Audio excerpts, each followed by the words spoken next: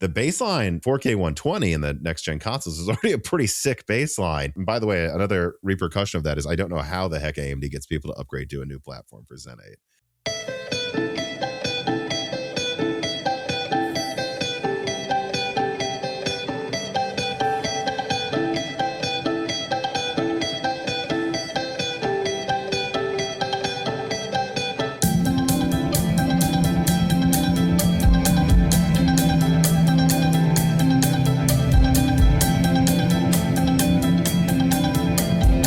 And welcome to Broken Silicon, a gaming hardware podcast. I am your host, Tom. And today's lead sponsors are Monarch Money.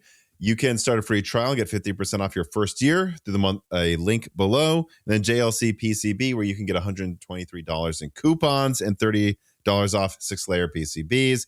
And then, of course, CDkeyoffer.com. Reviews offer code Broken Silicon. You can get Windows 11 Professional for just $24. Dan, how are you doing? I'm pretty good, Tom. How are you?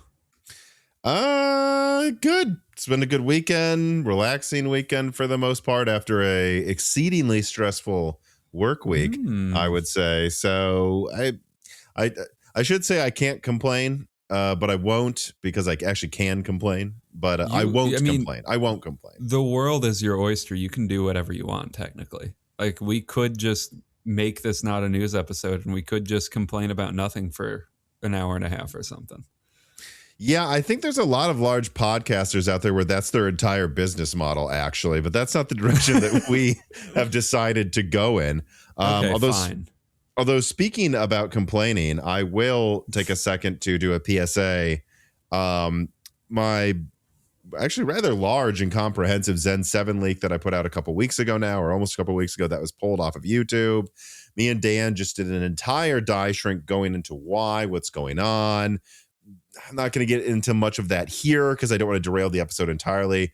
I'll just say if you want to know everything about what's going on there, I'll answer two things about it, though. No, it was not a copyright strike by AMD. And also, no, the privacy claim isn't because a source got fired or in trouble. That's not what happened. But if you want the whole behind the scenes, there's a die shrink out there for that.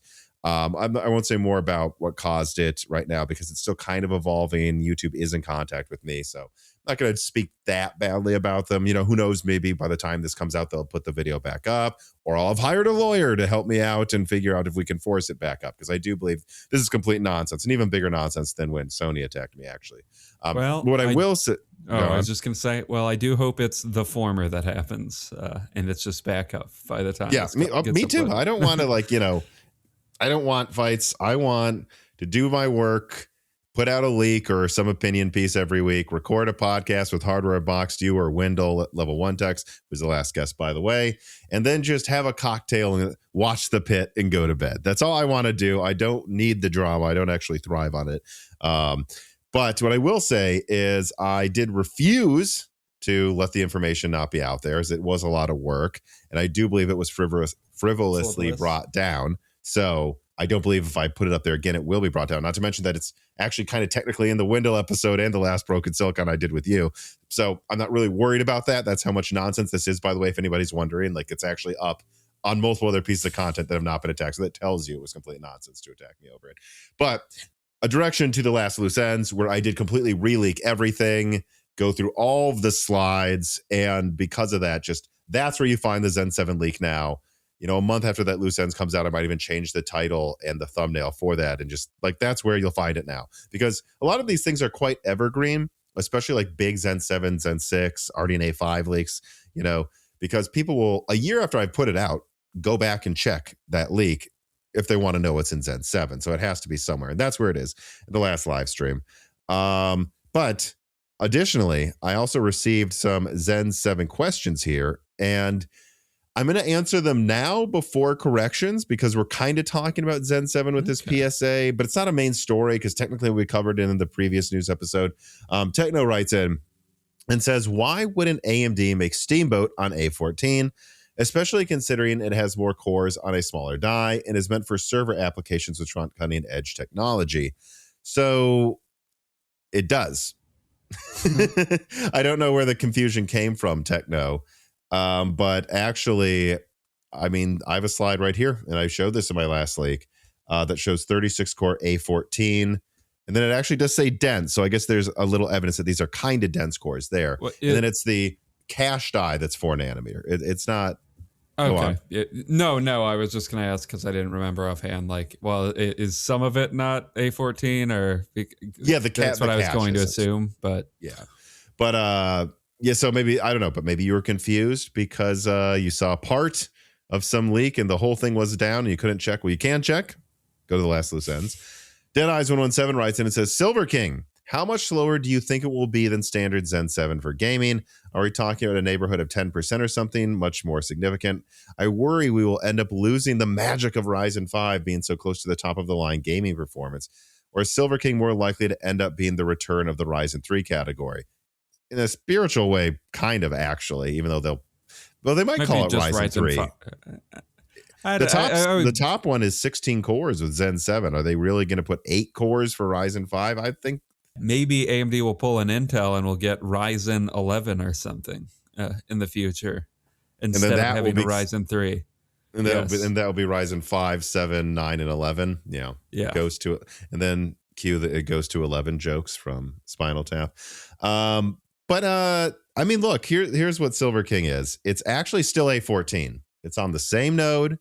At least as of now, from what I've seen in documentation, as the Silver Ton 16 core. Again, for those who missed it, there's a 16 core that's about 100 millimeters squared.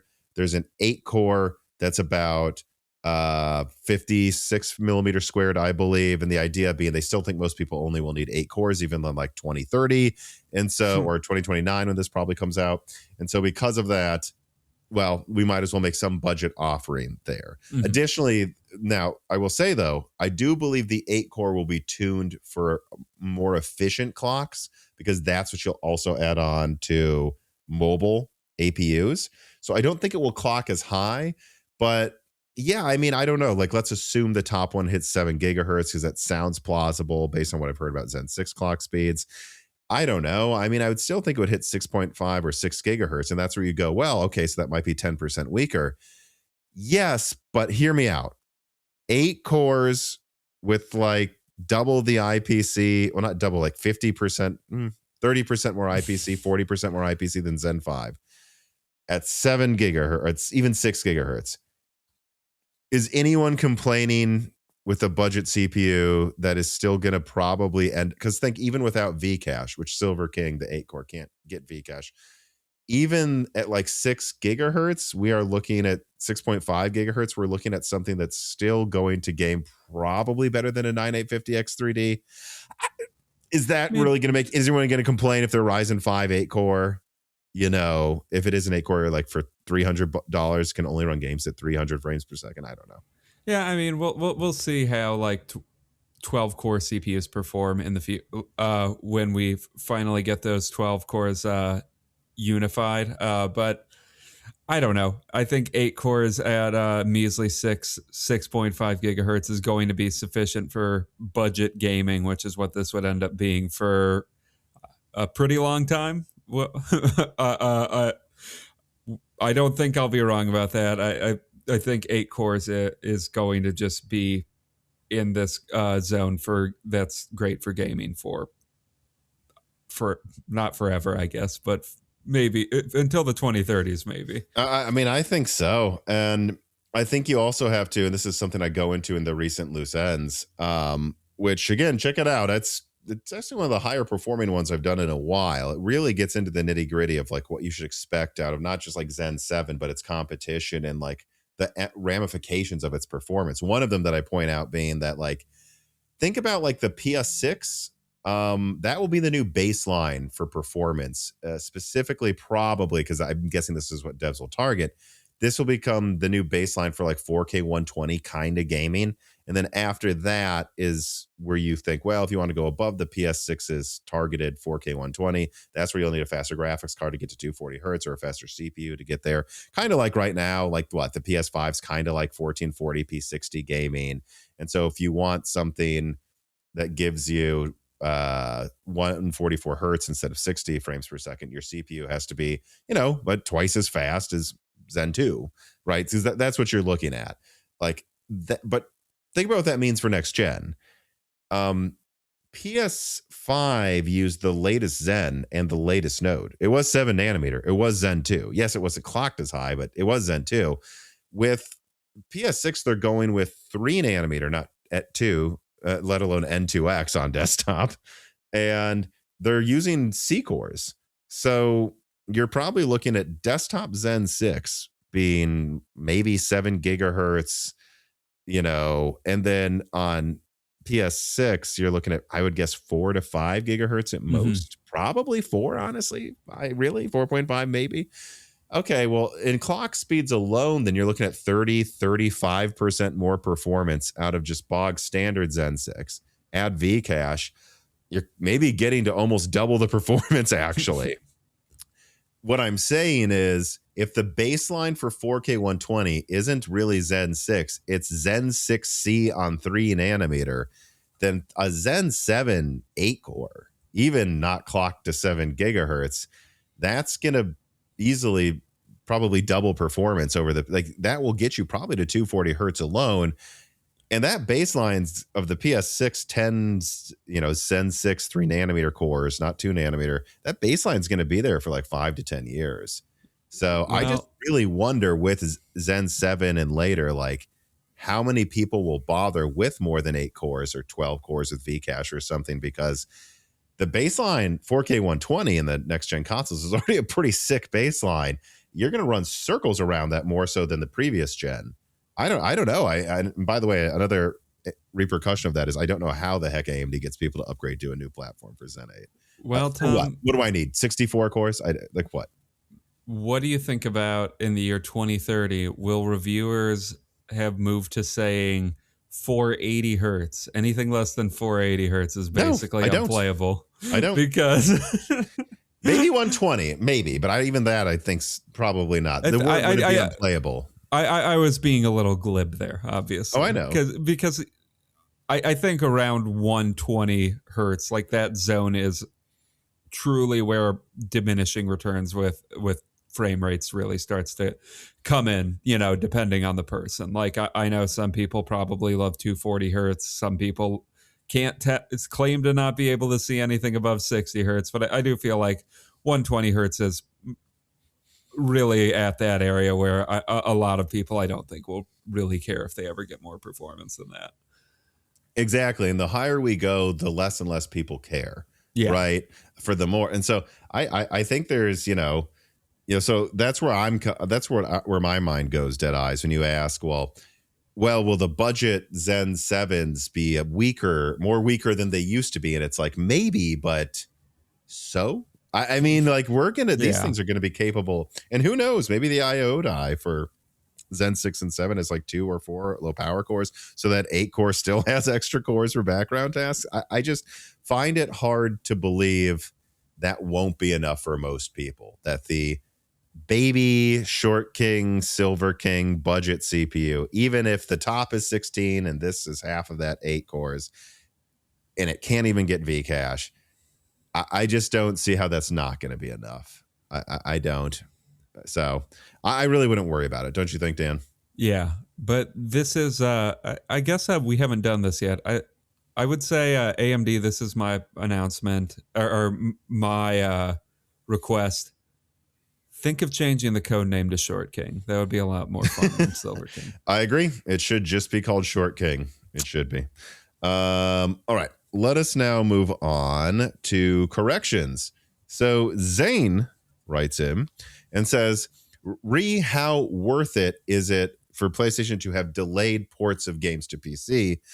So yeah, me and you have been talking about this for a while. It's actually been a thing I've been pretty aggressive about, is this conclusion I made after doing some polling and like looking at the sales data out there, that this has been a major mistake actually for PlayStation to port games to PC years after they come to PlayStation, because by then it's like $20-$40 on PlayStation. It's an older game. No one really cares. And you just remove the sheen of exclusivity to then not actually have it come out right away on PC, and people just ignore the game because now it's an old game. He says Ghost of Tsushima was actually $60 at launch on PC, not $70 like you said. and was PlayStation's second best performing game on PC for Steam peak concurrent players, only below Helldivers 2 and above God of War. Of course, Helldivers 2 is the best performer. It came out day and date, which is what it should do if they're ever going to bring it to PC, unless it's years later in some Skunksworks project. But continues, it's estimated to have sold around 2 million copies on Steam. This doesn't debunk Tom's argument, to be clear, that delayed ports generally don't do well, of course. Games like Spider-Man 2, Returnal, and The Last of Us 2 didn't sell well at all. So, yeah, I apologize. That is definitely a mistake I made, and it makes sense it was $60 because I forget this. Ghost of Tsushima was a PS4 game that sold for $60, so that's why it would have been $60 on PC. Having said that, I agree with you. That doesn't change my argument at all. And actually, it even, once I looked into some details about this, it makes me even more sure. So that means even at $60, though, by the time it came to PC, it was probably $20 on PSN, or there had been sales where it was. And on eBay, you could have gotten it, and I checked, a disc version of it for like $15. So you're a PC gamer. It comes to PC, and then you go, wait, this is on eBay right now for $15 on PlayStation. Why are they trying to sell it for $60? Furthermore, I checked how many units this sold. It's estimated that Ghost of Tsushima sold 13 million units, and it only sold 2 million on PC. That's not even a 10% increase in sales. And who knows how many of those would have been on PlayStation anyways eventually if you never put it on PC. Furthermore, the game sold 2.4 million copies in its first 3 days. So that means in its first 3 days on PlayStation, it outsold where it is now on PC. And that's the second best performing one. Yeah, that's bad. That just, again, guys, this has been this argument. You have to put your games on everything or they won't be profitable. Wrong. It clearly isn't making more money by doing so in this case. Some games that is true, but that is clearly not true as a rule. It's not like a rule that you have to. Yeah, and part of me is curious why this one in particular would have been like, I guess, Sony's shining light of PS or PlayStation late releases to PC. And like, I don't know if there's anything to this at all. I know it came out a little bit before like Black Myth Wukong, and I'm curious if something like, I don't know, similarities. Both of them are like Asian sword fighting games. I'm curious if like that could have driven a hot. I know, and people are going to say, well, one's set in China, one's about samurai and stuff. I know, but I'm just curious if that could have driven like a little bit of a escalation and a hype cycle around Ghost of Tsushima, like something like that. But I don't know. It is interesting to me that Ghost of Tsushima would have been the best performing non-day and date like Sony release, but yeah, you would think that'd be Spider-Man or God of War. I mean, it's hilarious like how often Spider-Man is benchmarked like on Hardware Unboxed and all of these places because it is a good-looking game that is a big IP. And then you realize, wait, has it even sold 2 million copies? I mean, maybe someone will write in and say it has, and like that maybe what the person who Zane said was incorrect. But it's like if it hasn't even sold 2 million on PC, that's kind of crazy to me, actually. Yeah, I know. Given how much hype there is around Spider-Man too, as well. Like, I would think that, and the fact that, like, back to our discussion about like exclusives, I don't really think there's that strong of like a built-in lineage with like Spider-Man. And I know Sony produces the Spider-Man movies, but I don't feel like Spider-Man is really that core to like PlayStation as a brand. So I'm curious why that, like apropos of our previous discussion about it, like why that wouldn't carry over, because like I think Spider-Man would kind of serve as like an ideal case for Sony to release to PC. Yeah, but especially even that just one such a apparently huge, isn't doing insanely well. Yeah, just especially such a huge IP. Deadeyes117 writes in and says, hi Tom, I think you missed the crux of my question in the last Broken Silicon. My major point is that a theoretical Canis home system or a docked PS6 handheld will probably be outputting a 4K final image, which sounds like you agree with that. Sure. But my understanding, that means the frame buffer will be 4K instead of 1080p, like in handheld mode, which would require more VRAM, right? Am I wrong here, or would they just reserve some VRAM for docked mode? They already have less VRAM than the full fat PS6. How much more can they reserve without complicating development similar to the Series S? Right. So for those who don't know, basically, the assumption right now is that based on the specs that I've exclusively leaked, the PS6 handheld will have 24 gigabytes of RAM. The PS6 home console will have 30 gigabytes of RAM. Is that a difference that could matter? Sometimes, I don't know, maybe, but keep in mind that that's a less than 30, it's less than a 30% difference in VRAM. The Series S and Series X had a 60% difference in VRAM, which is why the Series S holds the other one back. A less than 30% difference might just be the difference in resolution, like honestly, and you just use lower res textures on the handheld, which I've already leaked in some recent stuff, that they will be able to change which assets and texture sizes go to which device, whatever device downloads it. Like it knows ahead of time, sends smaller textures to the handheld, so that will also help. Anyways, though, no, you've actually got this wrong, Dead Eyes. And I actually double checked immediately when I saw this. I was like, no, of course you use less VRAM if you turn on DLSS or FSR. But I was like, well, am I wrong? No. And Carrie No Sagata looked it up for me as well and said that using DLSS adds like 100, maybe 120 megabytes of VRAM once you turn on DLSS. But that's if you're going to above native or equal to native and just using DLSS to make it look sharper. The second you go down to DLSS balanced mode and then performance, it lowers how much VRAM you use. And same with FSR. In fact, FSR seems to be even more efficient with how much VRAM is used.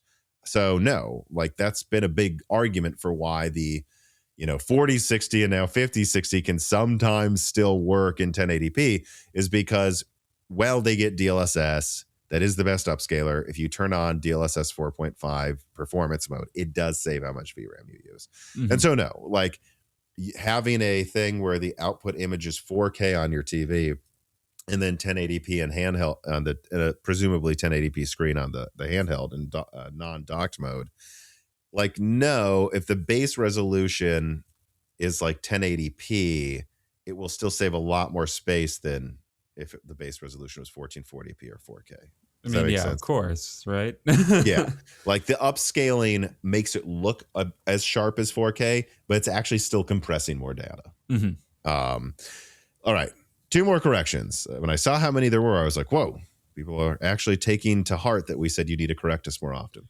Or people have taken to heart that I keep calling us perfect when we don't have enough corrections. And they're proving us wrong. They're saying bullshit, Dan. They're saying wrong, Tom, you were off by $10 on a game. Carbon Cry writes in and says, in Broken Silicon 359, OneDrive was yet again slandered, and I'm forced to set the record straight. I, too, have many OneDrive stories. Look, Carbon Cry, I'm going to cut this off. I hate OneDrive. No matter how many times you write in, I'm going to say I still hate OneDrive. Everyone in the comments says they hate OneDrive, so this isn't an example of me being contrarian Tom. Wendell, every time he's on Broken Silicon, including the last episode he was on a week ago, had another OneDrive rant. He always has one every time he comes on. I do not like it.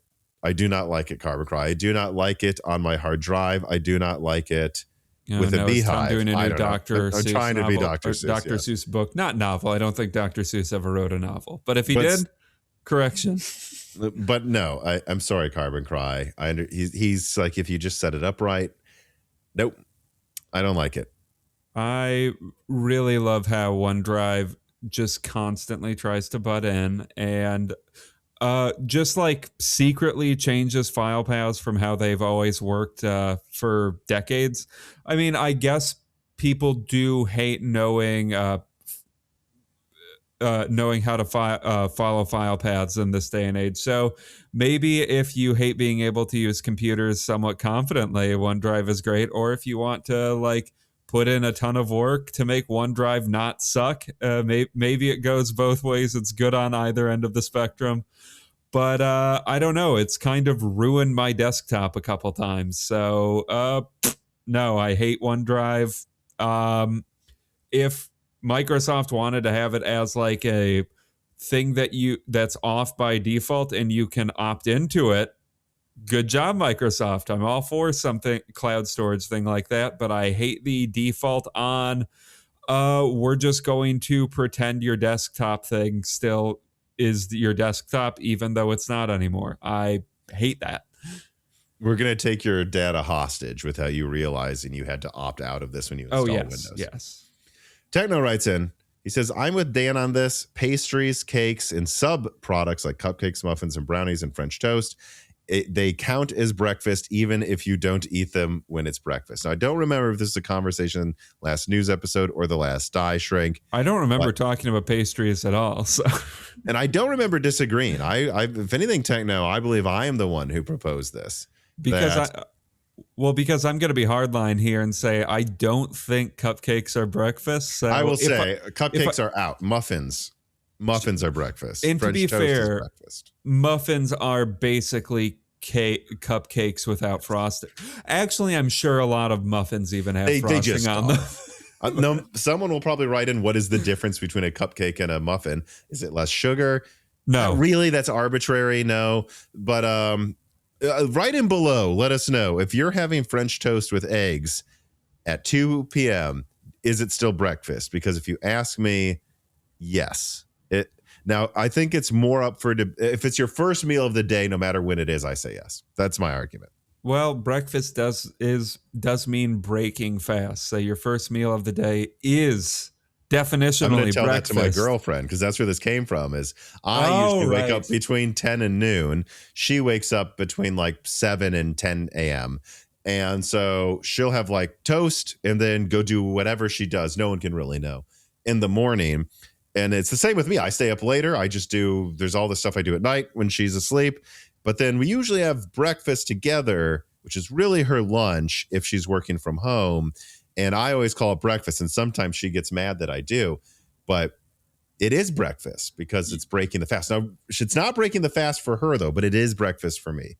There's just no way around it. Could split the difference and call it brunch.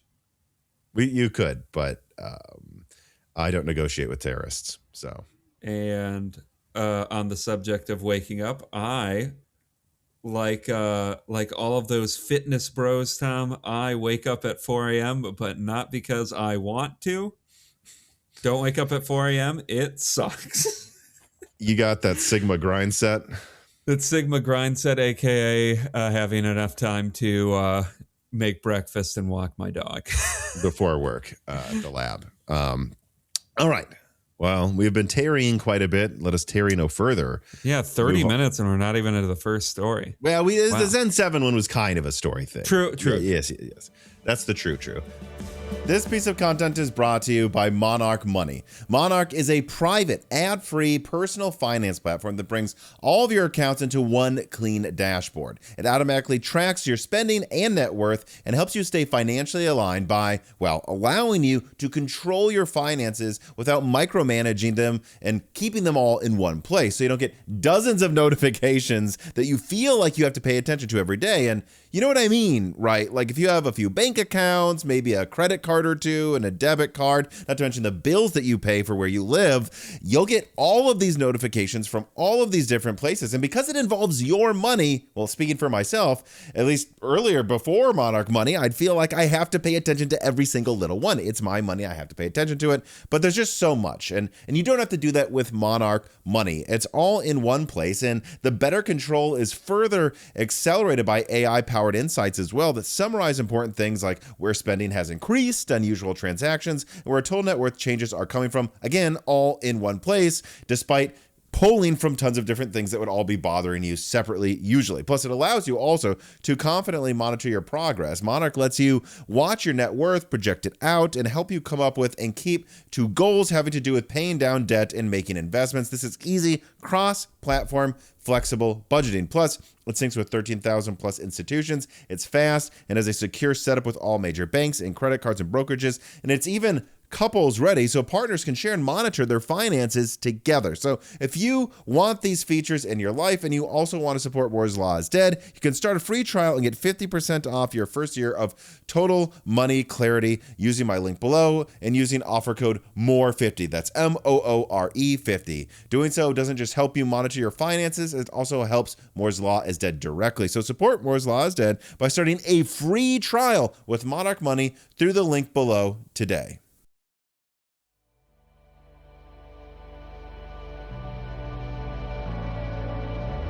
Story number one. Steam controller, technically the second one actually, launches, and Steam Machine seems to be launching soon. Quoting Polygon here before the write-up.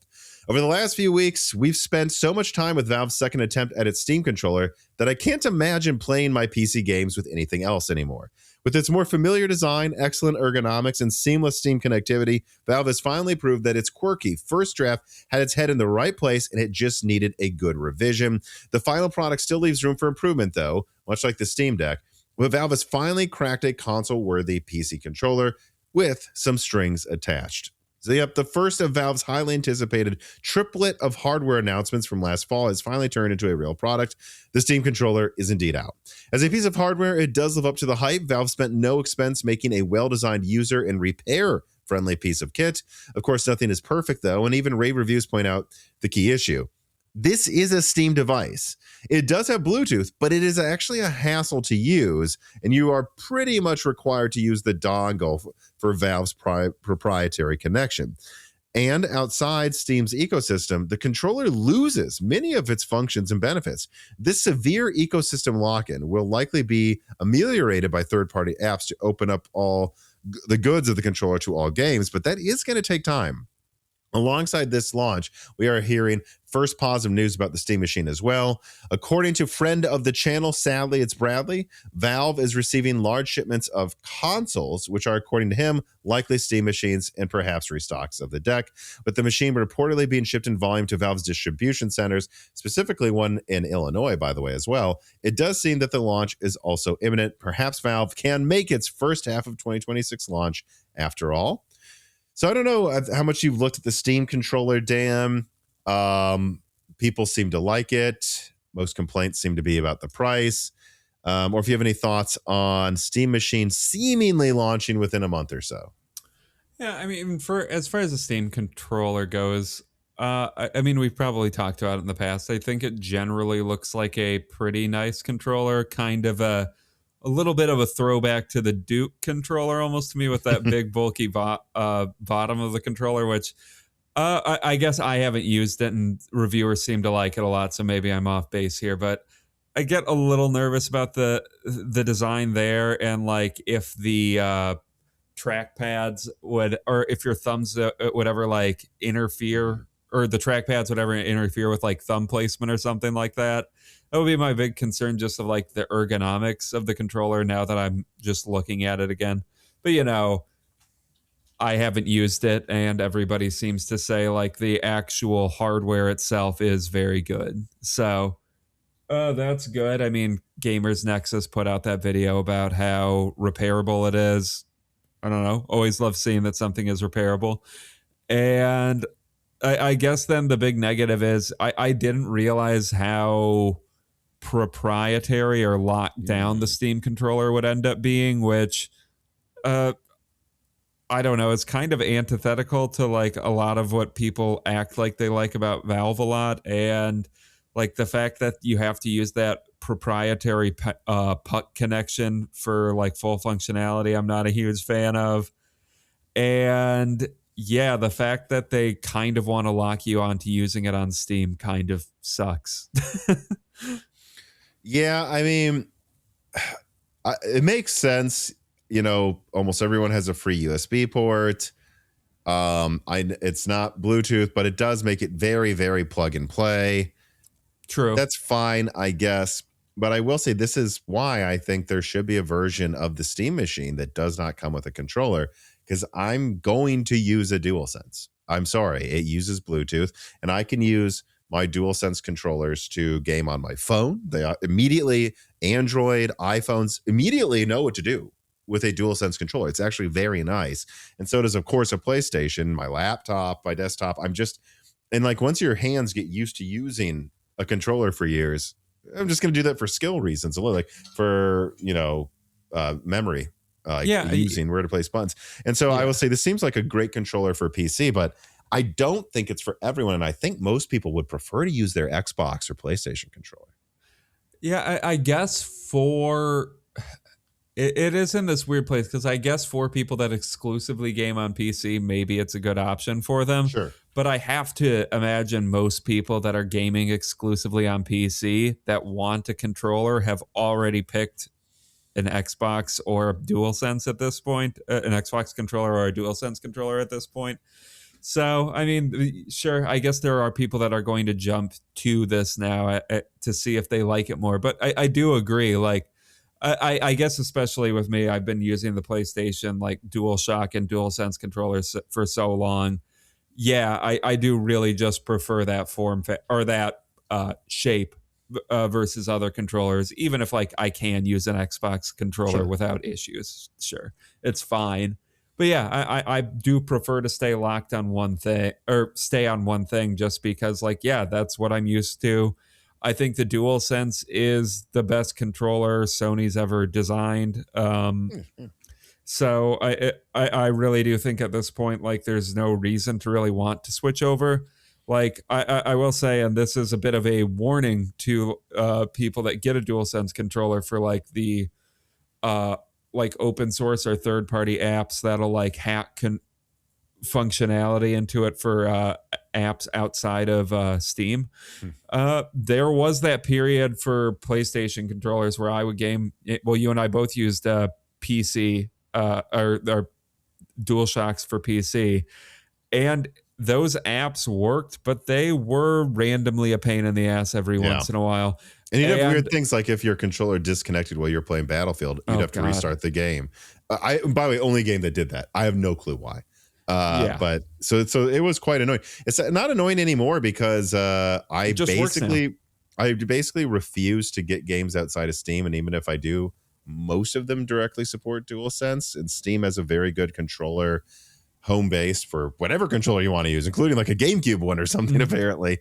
And so it's not really an issue anymore. But yes. Yeah, this would have been better 10 years ago, actually. Yeah, so if you want to have full functionality, like, and you're using Uplay or whatever EA calls, I think they just call it EA now because Origin, they had to change the name. Uplay is Ubisoft. It's now called Ubisoft Connect. Oh, God, and then I forgot. Now it's EA Play. Too.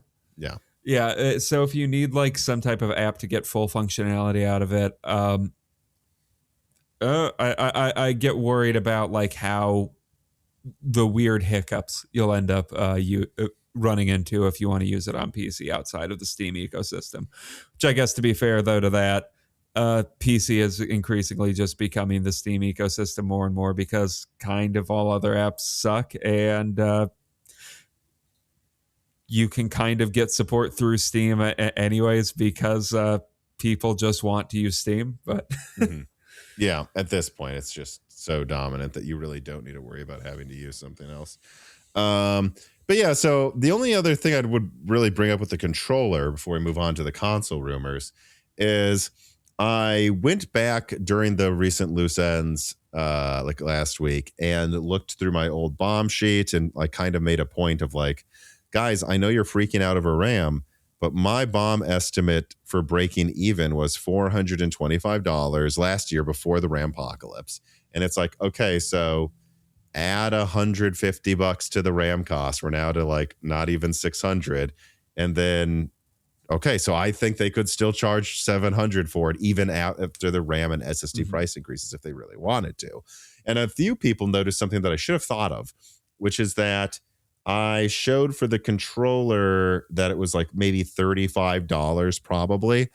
And I don't know, with the repairability they put into it and the effort they put in, and then there's also the puck, which I didn't think about back then. You know, after seeing reviews, maybe I would amend that. I admit, you know, that was just, I threw it together and kind of assumed a Xbox or PlayStation controller. Sure, maybe this one costs more. That's why they're charging $100 for it. Maybe add $20 to that. But I do want to be clear that like I don't think this costs them like $80 to make.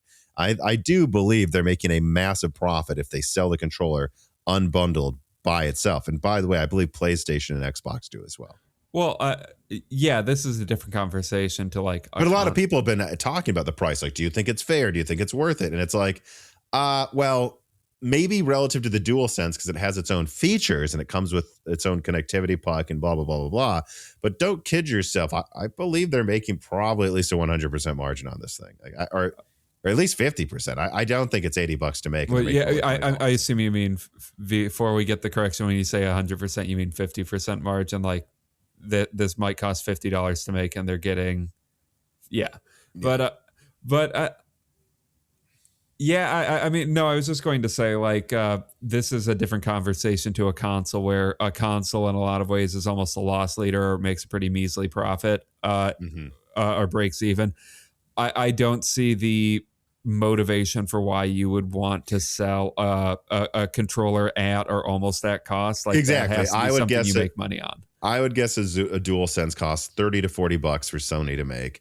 And they bundle it with the PlayStation 5 because you need a controller. And then the PlayStation 5 with the controller is sold pretty much at either a 10% loss, maybe 10% profit, generally sold at cost. Even to this day, by the way. I'm not going to go through the old videos where we went over this. I understand they've raised prices, well, but there's also an oil shortage, ongoing tariffs on and off with the U.S. There's shortages due to AI. I know people are like, well, but it's 600. PlayStation 5 is $600 now because it costs more to make now than it did in 2020. Sorry, it does. And especially to ship it.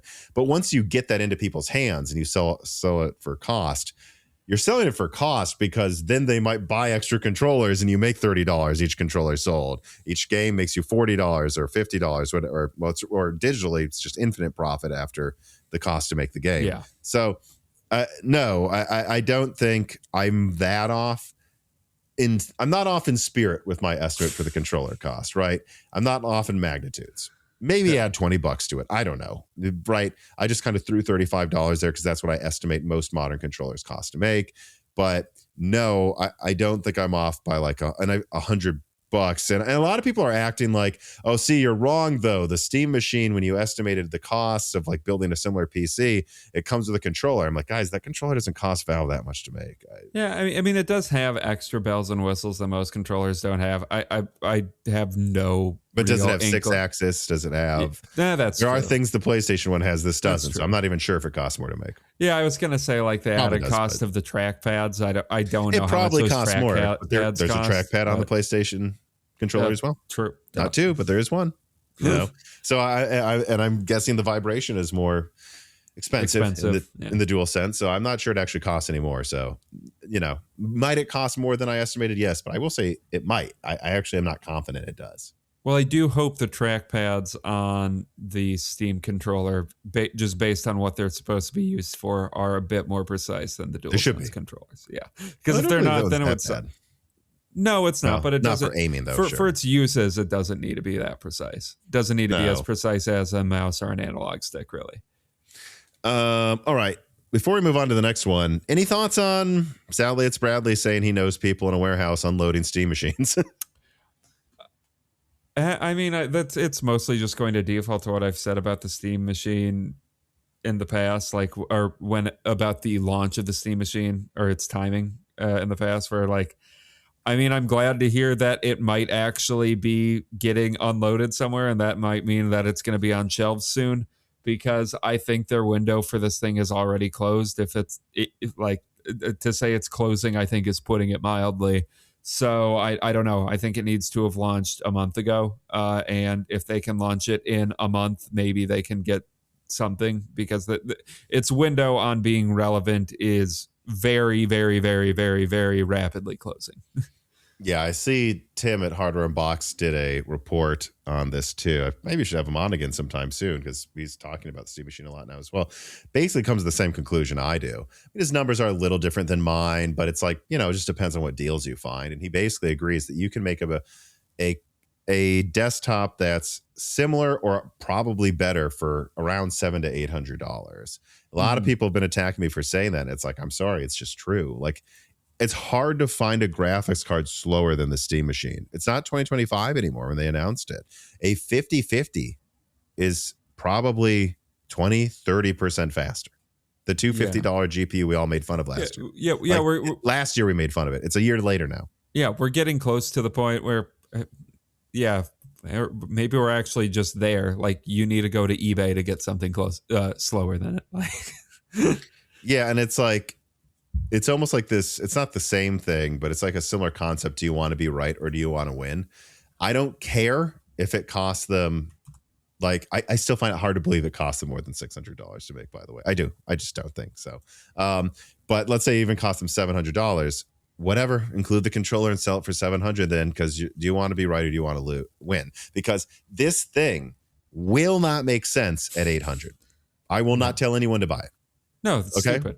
And there's people that after in the comments of the last live stream were like, why is this guy such a Steam hater? I'm like, what the are you talking? I'm the biggest fan of the Steam machine. I put out video after video hyping it up. Me and you have been excited and hyping up this thing forever. But it's the same as like if the PS6 comes out and it's $2,000, I say it sucks, dude, because it shouldn't cost that much. And this thing is going to be a fraction of the performance of a PS6. So if I think the PS6 would be dumb at 2,000, this isn't even going to be half the performance. It's not even, it might not even be a third. So I think it should be at most, what's a third of 2,000? $700. So I don't think so. Like we're not haters. We love Steam and Valve. I'm even not going to read some question from Carbon Cry where he talks shit about Gabe because it's just going to trigger me. Sorry, Carbon Cry. I apologize, but you've made it clear you don't like Gabe. Cool. I'm not a hater at all about it, and I am just a realist. And an $800 Steam machine is stupid, and I'm not brainwashed. Okay, I'm not brainwashed.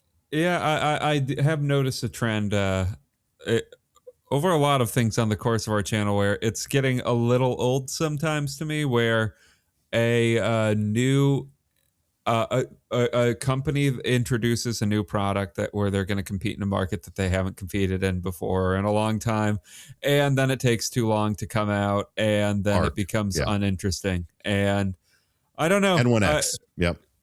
Arc, N1X, now this. We'll see what happens with N1X. It hasn't out yet, but it's like, fair. And then they're like, you're a hater. It's like, no, I was excited for N1X. I was the guy who leaked pictures of Arc before anyone else and thought it was awesome. And then it came out 1 or maybe 2 years later than it was supposed to. And now I say it sucks. Like, and I'm allowed to do that with any company, you know? And so I'm sorry. Like, and so that's just where I'm at. I'm sorry. I have to say there's this weird group of Valve Steam Machine fanboys that is convinced, and this is interesting because you don't see this with Xbox and PlayStation people. Like there's tons of PlayStation people. Actually, PlayStation people are kind of like doom scroller like right now. Like they're just all black pilled right now, and they all think it's going to be too expensive. But see what I mean there? They think it's going to be too expensive, so they're worried about their. And these are the people that love PlayStation. They're still worried. There's this weird vocal minority in the comments right now that not only thinks Steam Machine is going to put PlayStation and Xbox out of business, but it should do so at $1,000. And I've never seen PlayStation fanboys hype up that it should cost more than it should. Like, and like it's good that it does. And I don't know who's getting brainwashed here, but guys, this is a 6 nanometer low end cut down GPU from years ago, from what, like 2023? It has a tablet CPU. Guys, it is a 15 to 30 watt underclocked, only 2 full Zen 4 cores and then 4 Zen 4C. It is only 2 full cores. That's the CPU. It costs nothing. I'm sorry. Like if you think this thing makes any sense at $800, you either aren't familiar with the stuff you've been able to buy for years, and there's tons of deals on Newegg. People got mad at me for bringing up Micro Center deals, by the way, Dan. Guys, I found the 7600, which is a non-underclocked Zen 4 6 core. And that thing was like 140 on Newegg. What are we talking about? This is all budget crap from 3 years ago. Yeah, and I think I will stand behind this now. Like, the more time goes on, the more right I feel about this statement I made a while back. Like, I don't think the Steam Machine would have a quarter of the enthusiasm if it was made by any other company. Like, and I get, like, you can say, well, of course not, but that's just to highlight, like, what about the Steam Machine is so special aside from, like, I think it is a nice looking box. Like, that's about it. Sure. And then other than that, like, it's... Well, the Series X looked cool. The PS4 looked cool. Yeah, There's other cool I'm also on record saying that I think the Series X is Xbox's nicest looking console. Yes, I like it. I actually like how the PS5 looks, but I think objectively the Series X was the cooler than the popped collar look of the PS5. So yeah. And so the Steam Machine looks cool and all, but it's just, I'm sorry, everybody. This thing is not a high-end gaming device. It's nothing special, really. And it really wasn't even when it came out. Like, the only real when they announced it, you mean not came out. Oh, still not out. Yeah. Yeah. And I really think the only true reason for enthusiasm around it, even when it was announced, really is just A, it's Steam, and B, it's kind of a beta test, or not beta test, I guess, but it's the introduction of Steam of Steam OS as like a broader ecosystem. Like that's exciting about the announcement too, but frankly, that's just exciting with or without the Steam machine. Sure, yeah, and we're always proselytizing. Dan said it. Steam OS. We're a word I can say. Evangelists for Steam OS and them competing with Windows. We are not haters, but I'm not going to say I'm wrong if it's $800. I'm going to say PS5 Pro costs more than I thought it would, but it's because I didn't realize that Sony thought they could get away with it, and they did. Steam machine at $800 doesn't mean I'm wrong about what it costs to make. And if they go on stage and they're like, well, it costs $800 to make, I won't believe them. I won't believe them. Like it just means, or they're the worst. I said this in the live stream. They're the worst console designers in history. If I can build a similar PC by pushing a shopping cart around Micro Center, that's insane. If I can, so I'm sorry. This thing, it's dead on arrival above $700, and I think to really nail it, it should be $600 or $550. I'm not saying that's fair. I'm not saying that's easy to do in today's market. I am saying that is the price where it kills it, because the PS5 is $600. You can get Ghost of Yotai on that. You can't get it on the Steam machine. Or maybe they really needed to outbid somebody on 3-year-old low-end graphics cards. That's the thing, is I think they just bought up these disabled 7600s because AMD had a warehouse they couldn't get rid of. Yeah, like that's it. And remember, that die, everybody, 6 nanometer RDNA 3, the rest of it was on 5 nanometer. That was designed to be this big market share taker in laptop because it could compete with the 4060 in performance. But the 4060 was 4 nanometer. This was 6. And it just lost. And so think of how many of those they made that never went into laptops because, well, Radeon laptop, DGPU laptops basically don't exist. So think of how many they made that were never sold. That's all this is with them. But anyways, we're starting to repeat ourselves here. We'll see what happens with Steam Machine. I'm excited to see that it is coming out soon. To me, that is a step in the right direction. That tells me that, I mean, they were sounding almost like this might launch in October, which have just been, it needs more than a full year to be out before PS6. And we'll see, I hope. But it's just have reasonable expectations, everybody, for what this is. And also, don't convince yourself you have to buy this no matter what it costs. Mm-hmm. Don't convince yourself you should buy Xbox Helix even if it's $2,000, the PS6 even if it's $1,000, and this even if it's $800 or something. Like, no, things have a certain price they should cost at most, and it's not, guys. This is not a mid-range PC. No. Okay, let us now move on. By the way, people are pointing out I do a little song in between each story, apparently. Oh, did you not notice that? I just didn't think about it. And I thought for a second during the live stream, I'm like, oh, I do. I always go or and so without further ado, Xbox mode begins rolling out to players on Windows 11 PCs. For Microsoft, beginning today, we're excited to share that Xbox mode will begin rolling out in select markets for Windows 11 PCs, including laptops, desktops, and tablets, bringing a console-inspired Xbox experience to more players than ever. Whether you're playing on a high-performance desktop or your gaming laptop or even a Windows handheld, Xbox mode makes it easier to jump into your games. It adds another way to enjoy games on PC with a controller-optimized full-screen experience that is built for play. Wait, so is everything an Xbox again? Xbox mode, formerly full screen experience mode, has made it to official Windows 11 installs now. It could have been enabled even before, but with hacky, weird methods. Now, it is just a toggle in Windows settings. What does Xbox mode actually bring?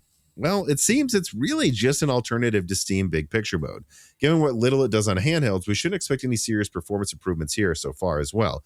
So, all right, then what's the point? Well, Microsoft can improve from here. This is the start. This is the baseline. This is a way to boot up into a Steam OS mode without needing to go install Steam OS.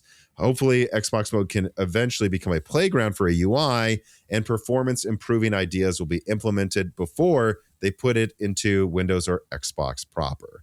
So yeah, I was hoping to see a bunch of reviews and performance testing, but it does not seem like there's any optimizations for performance yet to this day in it. It is just kind of a big picture mode. What do you think, Dan? I mean, I don't know. It. I hope to see that at some point Xbox mode will bring about some type of performance improvements, and this is a harbinger for like the future of Xbox, I suppose.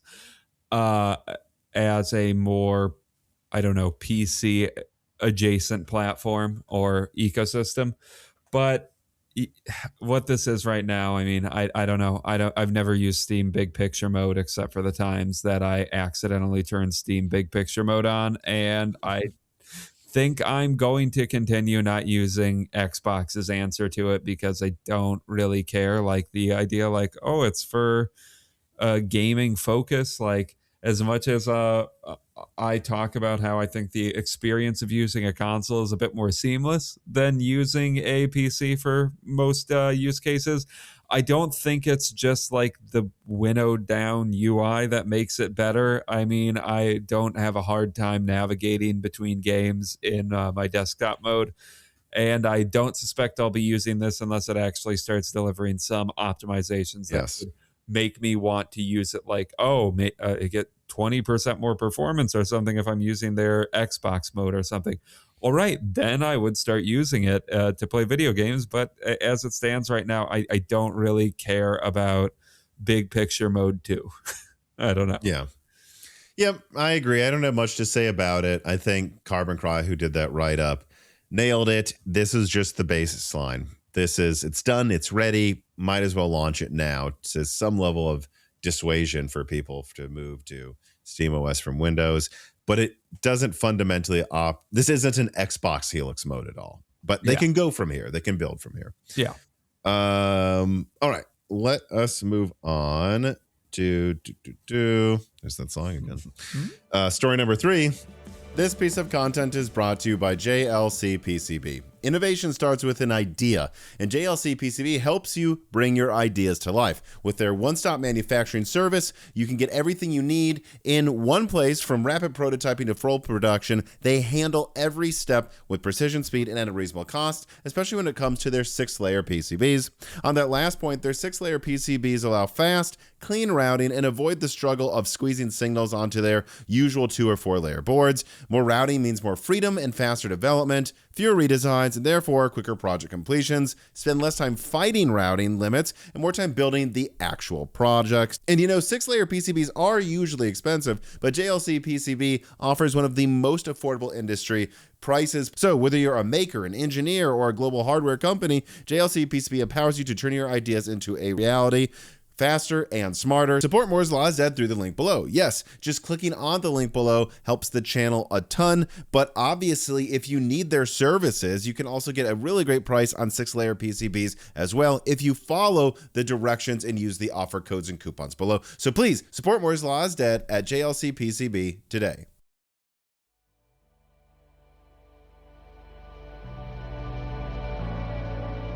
Xbox takes some steps in the right direction. Quoting from Microsoft and then Microsoft again at a different link. Xbox will be where the world plays and creates. We will build a global platform that connects players and creators everywhere. Console is at the foundation, delivering a premium experience, and then cloud brings that experience to any device. Xbox will be built to be affordable, personal, and open. We will offer flexible pricing, so it's easy to get started and keep playing. Starting today, Game Pass Ultimate also drops from $30 to $22.99 per month. PC Game Pass will also drop from $16.49, that's what it was, weird, to $13.99 per month. Prices may vary by region. Beginning this year, future Call of Duty titles as well will not be joining Game Pass Ultimate or PC Game Pass at launch. New Call of Duty games will be added to Game Pass Ultimate and PC Game Pass during the following holiday season, which is to say, a year later, while existing Call of Duty titles already in the library will continue to be available that you already have. So, yep, aside from the underwhelming, for now, Xbox mode, there are actually some positive steps from the flailing console giant. We had yet more good rhetoric from Xbox Game Dev Update event, but much more importantly, we got first actual actions to stabilize the brand and hopefully ready it for a comeback with Helix. That being said, dropping Game Pass prices by 15 to 20%, the action being was dropping Game Pass prices from by 15 to 20%. The cost of this is moving future Xbox from day one to roughly a day 365 Game Pass inclusion, something Microsoft likely had to do anyways. Alongside this price drop for PC and Ultimate tiers, there are also rumors of a basic tier returning with only 50 titles and no multiplayer support, but we had that already. So yeah, this is Phil Spencer's subscriber base growth plan. It could be Sharma is simply repeating that playbook with the benefit of having time Spencer did not have by his last few years. And I will also say they've also announced a new Xbox Helix overview thing in about later this week after this podcast comes out. I'll probably do a video on that this week and then talk about it with Brian Heemskirk on the next Broken Silicon. So make sure you are subscribed and join the Patreon so you can ask him questions once that happens. But yes, I don't know. There's been tons and tons of updates. I'm not going to say everything I saw besides what was in the write-up, but there's been many interviews with Asha Sharma, and pretty much all of them signal she's taking things more seriously. She doesn't want to be this ubiquitous open thing just to be it. Like there may be room for exclusives or for outreach and like unique experiences. It's all sounds pretty good to me. The only bad thing, no journalist, and I call anyone who interviews her a fake, not a journalist, because none of them are asking the real question. Still no one has asked her if Steam runs on Xbox Helix. So, but anyways, what did you think of all of these updates? Yeah, I mean, again, generally speaking, I think at this point when Asha Sharma has some announcement, it's been positive. I think she's definitely, at least in this first, month or two of her helming Xbox. Honeymoon period, yeah. Yeah, it's been a good honeymoon period, and I'm a lot more confident in her leading Xbox than I was with Phil Spencer over the last, I don't know how long he was in charge off the top of my head, but I think he's been flailing and killing the brand for like at least 5 years now. So I mean, I think these are mostly positive developments. I mean, even some of the stuff they announced here, like we kind of alluded to, like, or I even specifically said, like, if they lower the price of Game Pass at the cost of getting rid of some multiplayer and making it a more single player focused experience, I think that's actually mostly a positive, because I don't think the good use case for Xbox Game Pass is Call of Duty, a game that you're going to play month after month. It's good for like a video game you play one or two times and that's the end of it. So I don't think it's really that negative a development to get Call of Duty removed from Game Pass, at least not day and date release on it, if that means they can lower the price, because I think you're wasting money if your main use case for owning Game Pass is Call of Duty. And then I'll say, I guess, the negatives about it. Like, I think $70 for Game Pass Ultimate, not 70, a $7 drop for Game Pass Ultimate is a pretty appreciable drop. But that $250, I mean, I guess over the course of a year, that for their PC Game Pass, I guess that does add up over the course of a year to $30. But I do question if that $2.50 a month is really going to convince that many more people to buy it. Like, I would like to see that more go down to like 12, I guess, like actually like a $5 drop in price from or close to a $5 drop in price. I just question if $250 is enough for many people to care. Yeah, we'll see. It's also interesting too that they announced this. There's a rumored tier coming where you can't play online with it. I think there's a growing question too. Will Xbox Helix require you to pay a subscription to play online? If they separate those out again, I guess I want to see what it ends up looking like, because it would be a little funny if we just end up going back to the days of Xbox. Well, what do they even call it? Xbox Live Bronze and Xbox Live Gold or Silver or whatever the tiers used to be. It'd be a little funny if they just started going back to that old model. But it's supposed to be a PC, isn't it? So why would I do this? Why wouldn't I just play The Division on Ubisoft Connect? Like Unless this, unless they're gonna start there's still locking so many stuff. questions. I mean, thinking about that, it would make me nervous. Like, are they gonna try to like lock Call of Duty on PC behind some subscription service? That would be annoying. And if that's what they end up doing, I take everything positive back about what I just said. Yeah, and so I just raised that question as an example of like right now, Asha is in the honeymoon period, Yep. and Pat Gelsinger was for a while, and Phil Spencer was. I don't remember. I always remember getting a bit of a worse vibe about Phil Spencer. Like so far, I'd say I kind of like the statements Asha's making more than Phil's.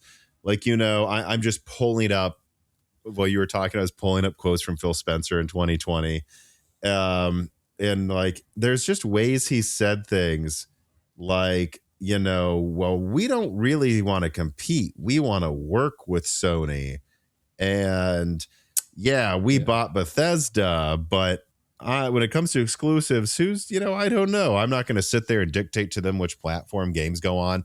And then Starfield was a timed exclusive on Xbox. Like it all felt like bullshit. He's like, we're all friends, we're all going to work together. Also, I'm going to buy up studios and hold them off PlayStation and act like I'm not. And like I'm not seeing that from Asha yet. But I will say no one's asking her the hard questions. No one's asking her, will you need the console Game Pass subscription to play online on Helix, or can you get away with the PC one? Just Steam Run on it? I don't know. And so I do think there's a chance she sounds good now, but the press is dumber now and doesn't ask hard questions. Yeah, and I mean, there's a reason they call it the honeymoon period. Like, we can do a retrospective on this in 6 months and a year and see how things end up developing. Like, I think it's fair to give somebody a grace period, or to treat people at their word when they take over a brand or a company. But yeah, I mean, there's a chance that like she's saying a bunch of good stuff right now, or stuff that looks good right now, and in a year it's like, all right, that was the sugar. Now here's the medicine. We're also locking Call of Duty behind like a $60 a year subscription or something that's on top of Game Pass now. Something stupid like that. Well, I don't think they'll do that. No, that would be a completely idiotic move, to be fair. I probably shouldn't bet money that that's what they're going to be doing. Jensen Wang writes in and says, with Microsoft's investments into AI largely not having paid off at this point, and their stock taking quite a beating this quarter, might we have Xbox avoid the AI for its reveal that we've been worried about, if only to show investors that Microsoft is okay making bets that don't rely on AI? I don't know. I think it's too soon to say. Like, we don't know what's going to happen to the AI bubble for sure over the next 12 months. Like, ask me this in March of next year. I do think AI shouldn't be like, I don't see why Xbox would be like a super AI forward unveiling. Like, if you have a cool use case for AI, like stuff we've discussed in the past that they could possibly use with an NPU on their consoles. Like, if you have a cool use case for AI that isn't just DLSS or something, or I shouldn't say DLSS, that isn't just like some upscaling technology, okay, you can show that at your reveal. But other than that, I don't think there's this big case to be made for pushing AI super heavy at a console reveal. Mm-hmm. Yeah, at this point, it's starting to feel like they probably won't as much. Especially after talking to Wendell, which we had a long, like the last third of that over 2-hour episode was basically all talking about the AI bubble and what we think's going to happen with that and the future of AI with consumers. Like, we both agree that we just think it's going to pop within 18 months. We do. Me and Wendell both do. So that means by the end of next year, basically, we think it's going to pop. Could be wrong, but I just don't see them doubling down on AI as much as I did a few months ago. I just don't, because they're not talking about it now. Asha's avoiding mentioning it with games now. So it's probably, maybe that's why. I don't know. Well, I agree that I think the AI bubble is popping, but like, I guess the reason what my thoughts were more on, like, I don't think that the AI bubble popping is necessarily like this reveal, like how AI forward they are with it, is really contingent on that necessarily. Sure. I think you have a case where I just don't think gaming is the place where you sell AI, especially in an Yeah. environment where gamers more than any demo or more than any group seem to hate AI. Like you can say like a game developer accidentally opened chat GPT out while at work once and they'll say you shouldn't buy the game anymore. Like Yeah. it's gotten a little stupid how anti-AI some gamers are. And that's as a pretty vocal AI Luddite, I would say.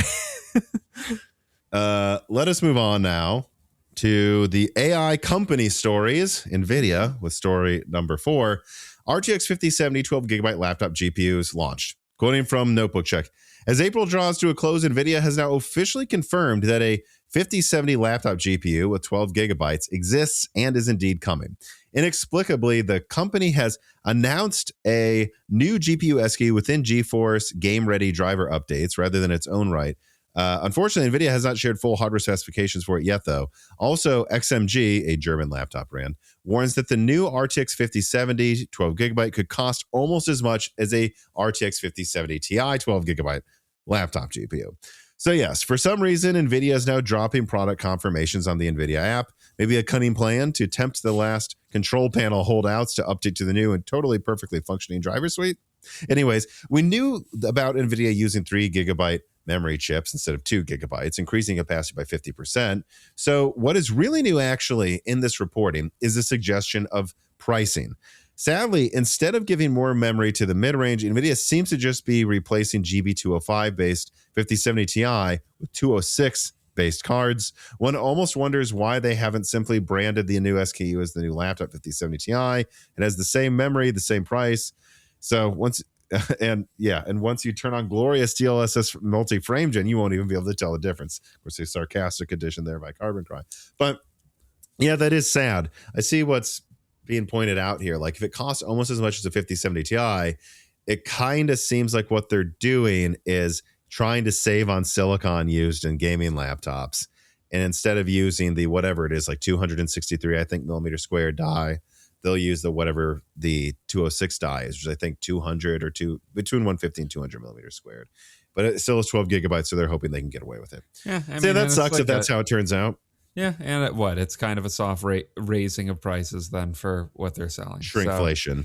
So, yeah, great. I mean, in a vacuum, them putting out a mid-range or low-end, whatever you want to call this 12 gigabyte card looks good. But if that's just to replace a more enabled die or more powerful die, like good job. I mean, that's just more NVIDIA being classic NVIDIA, I would say. But I don't know.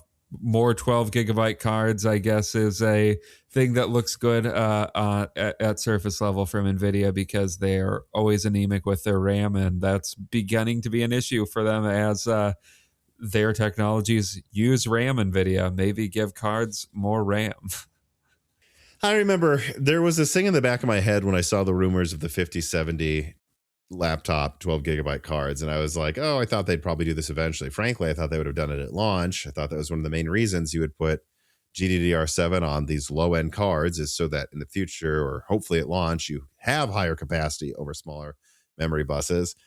But then I saw that, that didn't happen. The 5070 and 5060 laptop editions had 8 gigabytes of RAM, and I was like, guess not. And even the 5060 Ti didn't have 12 gigabytes. It had 16, which was odd to me, I guess, because they were using these 3 gigabyte chips for AI. And then these rumors came out, and I'm like, oh, well, maybe they're finally waking up.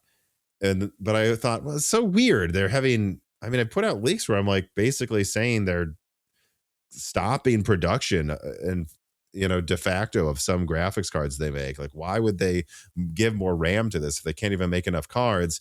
Well, here's our answer. It's because they're going to use less silicon. This is an excuse to do that. And this is how, and they probably eventually are just buying more and more 3 gigabyte chips instead of 2. So they had to use it eventually. That's why I think the 59 gigabyte might exist.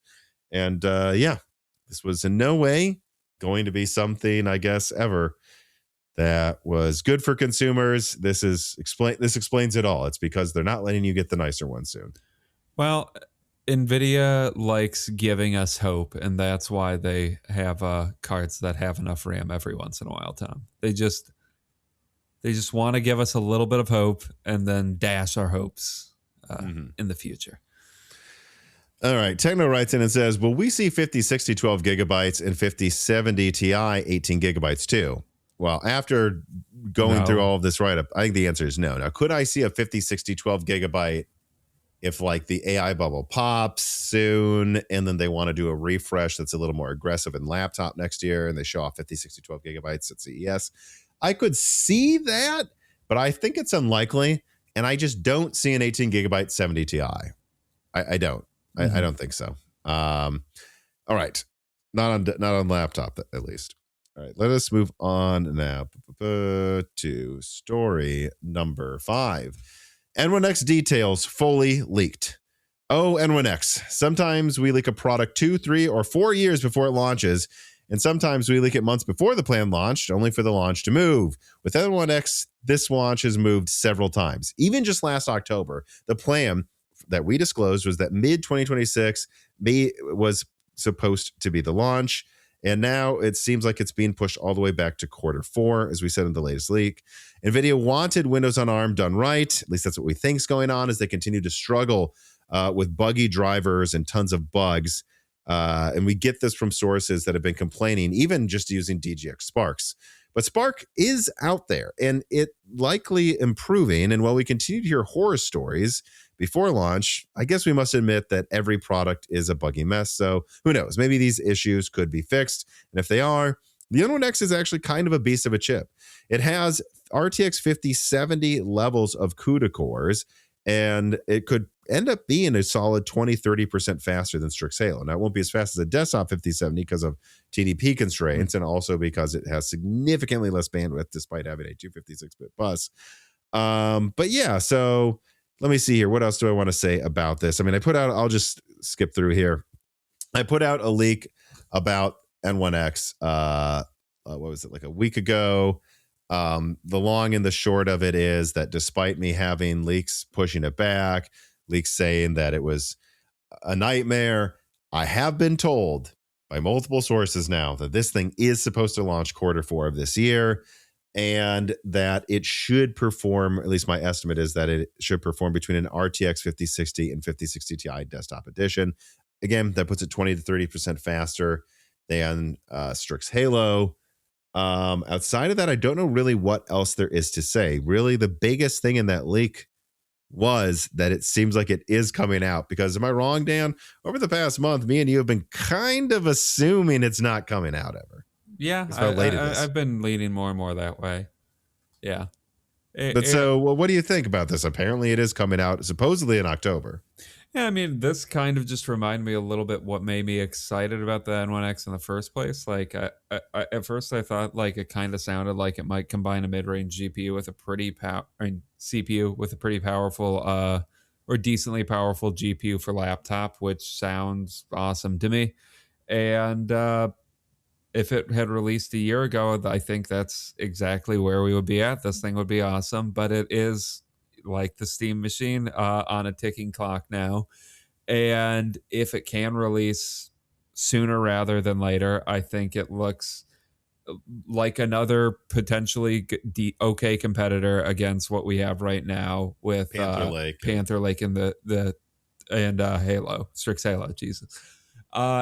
Just for potentially a different use case, but that window just rapidly closes the closer you get to the launches of Medusa and Nova Lake. So I don't know. I mean, if the GPU ends up being actually decently powerful, I think this is still an interesting product. Although I'm still very skeptical about ARM on Windows or Windows on ARM, other way around. But I also hope it's, NVIDIA. I don't, or they're kind of slipping with that reputation a little bit right now on their software support. But Nvidia tends to put out things that work pretty well, and if it comes out, I assume it wouldn't be a completely buggy mess, but there's a first time for everything, and their drivers have been getting worse recently, so who knows. But yeah, I mean, I think if this thing actually does come out, I just hope to see that it's actually still a decently powerful GPU versus what exists on the market next to it. Yep. And for those that think, well, Jesus, this still just uses Blackwell. It's launching late this year. It's basically a 2027 product. It's like, yes, but note that this is 3nm Blackwell, right? This is actually 3nm chiplets.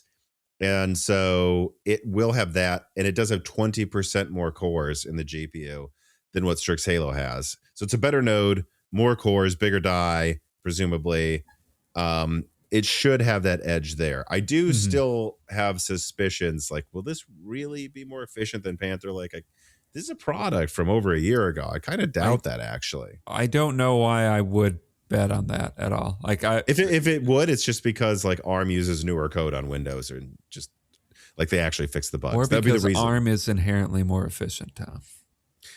Let's not go there right now. But yeah, so I don't really have much else to say about this. We've been talking about N1X for a very long time. I famously leaked pictures of the laptop board with N1X with Wendell on the podcast a year ago. So that's how long it hasn't just been tested, but being tested enough and widespread enough that I have pictures of it proving it. I hope it's good. I do, but it's running out of time. We'll see. And I just can't. We'll see. A lot of people say it is issues. People said that about a lot of other products that ended up being fine when they launched as well. And I just can't see Jensen letting this launch in a buggy state, because he has to know, after seeing Alchemist, that is how you kill you, and Qualcomm, that is how you kill your product overnight, is if it launches and the first iteration sucks, no one wants it. Yeah, but we are quickly coming up to a scenario, I think, where even if it does come out, like if it comes out late this year, it might just look like a slightly less efficient thing that performs as well as things that are about to come out, which if that's what we get, yeah. Yeah. All right. Or maybe decently less efficient, actually. But yeah, well, and the final thing I'll say is, yes, it's cool that this is 3nm Blackwell from what we can tell, but also it's going to be expensive, guys. So I think this might cost more than Panther Lake to produce. So I'm not really sure.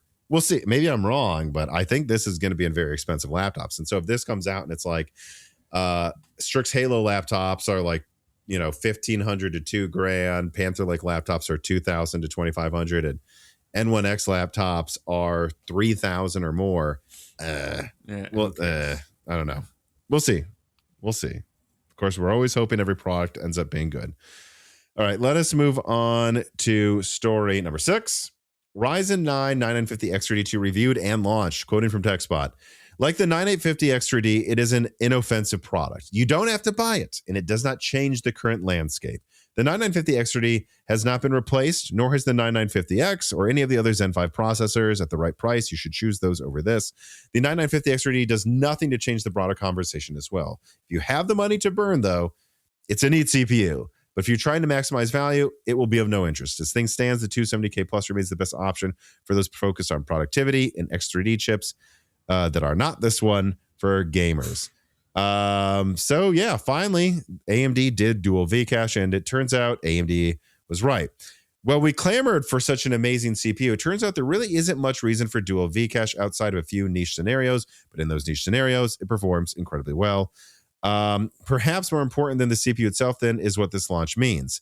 Believe it or not, it means the CPU market is heating up again. Sure, Arrow Lake Refresh is still a meh lineup on a dead platform, but after a couple of years in the wilderness, Intel is close to enough to force a desperate move from AMD to steal their spotlight, and that's a good sign, hot on the heels or right before the launch of Zen 6 and Nova Lake. So yeah, Carbon Cry actually reached out and said, do we really want to do this? You talked about it with Wendell for like 20 minutes.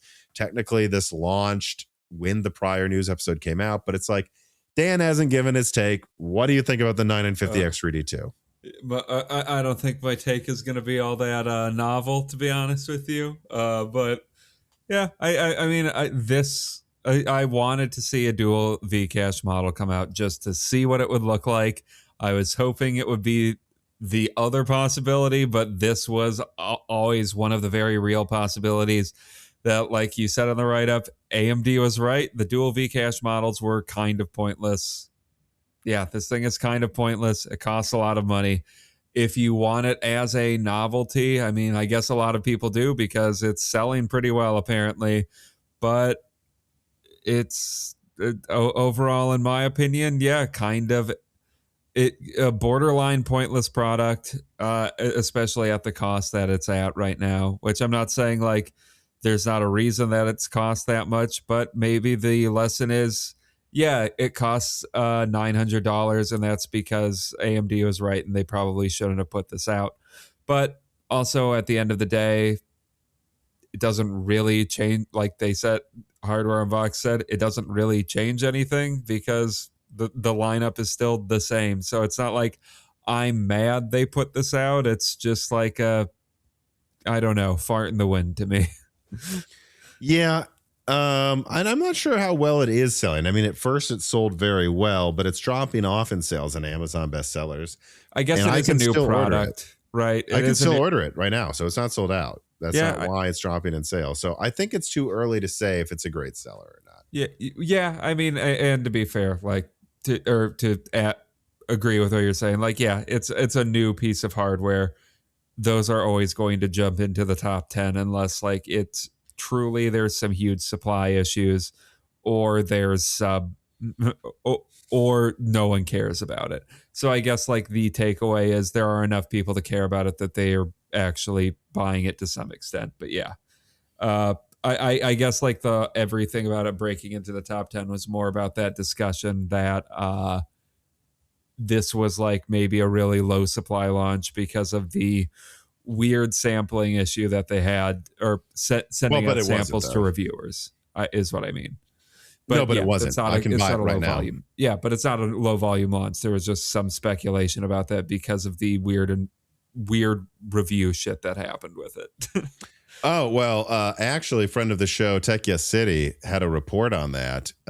From what he knows, talking to people, AMD's pivoting away from really caring about supplying tons of CPUs for review as they're moving more and more towards business and AI stuff. And so it's more like that team isn't getting as many CPUs to give out because they don't care as much anymore. Okay. And you can tell. Yeah, and by the way, you can tell they didn't blacklist Gamers Nexus because Linus Tech Tips didn't get one, and he has literal AMD sponsored videos every month. So if Linus didn't get one, it's just a weird situation where they just probably honestly messed up a little bit, like who they gave it to, but also just they're not. I'm told it's going to get worse, or Techia City was told it's going to get worse. That they're just going to be sending out less and less reviewer samples. So that's all that happened with that. So yeah, I don't have anything else to say about this. It proves that in niche scenarios, it can now beat Intel by triple digits, making its $900 price point for those uses a steal, frankly. Triple digits. That's how far behind Intel is at some stuff. But that it's really only for those that want the best or use it for that use case. That's it. That's really all it's for. I'm a little surprised it didn't do a little better in a couple games, honestly. But I'm a little disappointed. I was hoping it would. I'm not surprised. So it is what it is. We'll see. I think something like this will do better with Zen 6 because they have those bridge dies to improve latency. So it might actually make more of a difference. We might be able to notice the benefits more with the dual Vcache with Zen 6. But for Zen 5, this really is just a Halo product. That's all this is. Them extending the lead and doing so a minuscule amount in some places. All right. Let us move on to story number 7. This spring, Jessie, like many Belgian Malinois, is starting her own logging company outside.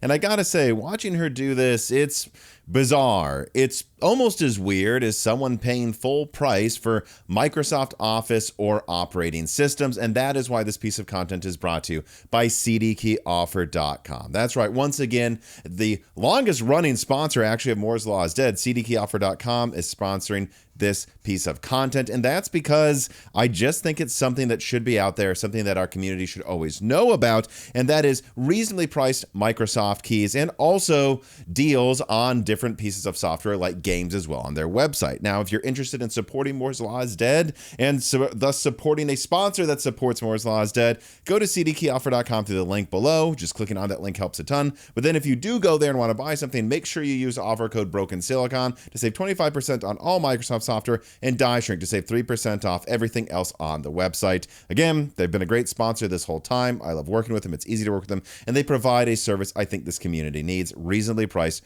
Microsoft keys. So support Moore's Law is Dead by checking out CDkeyoffer.com today.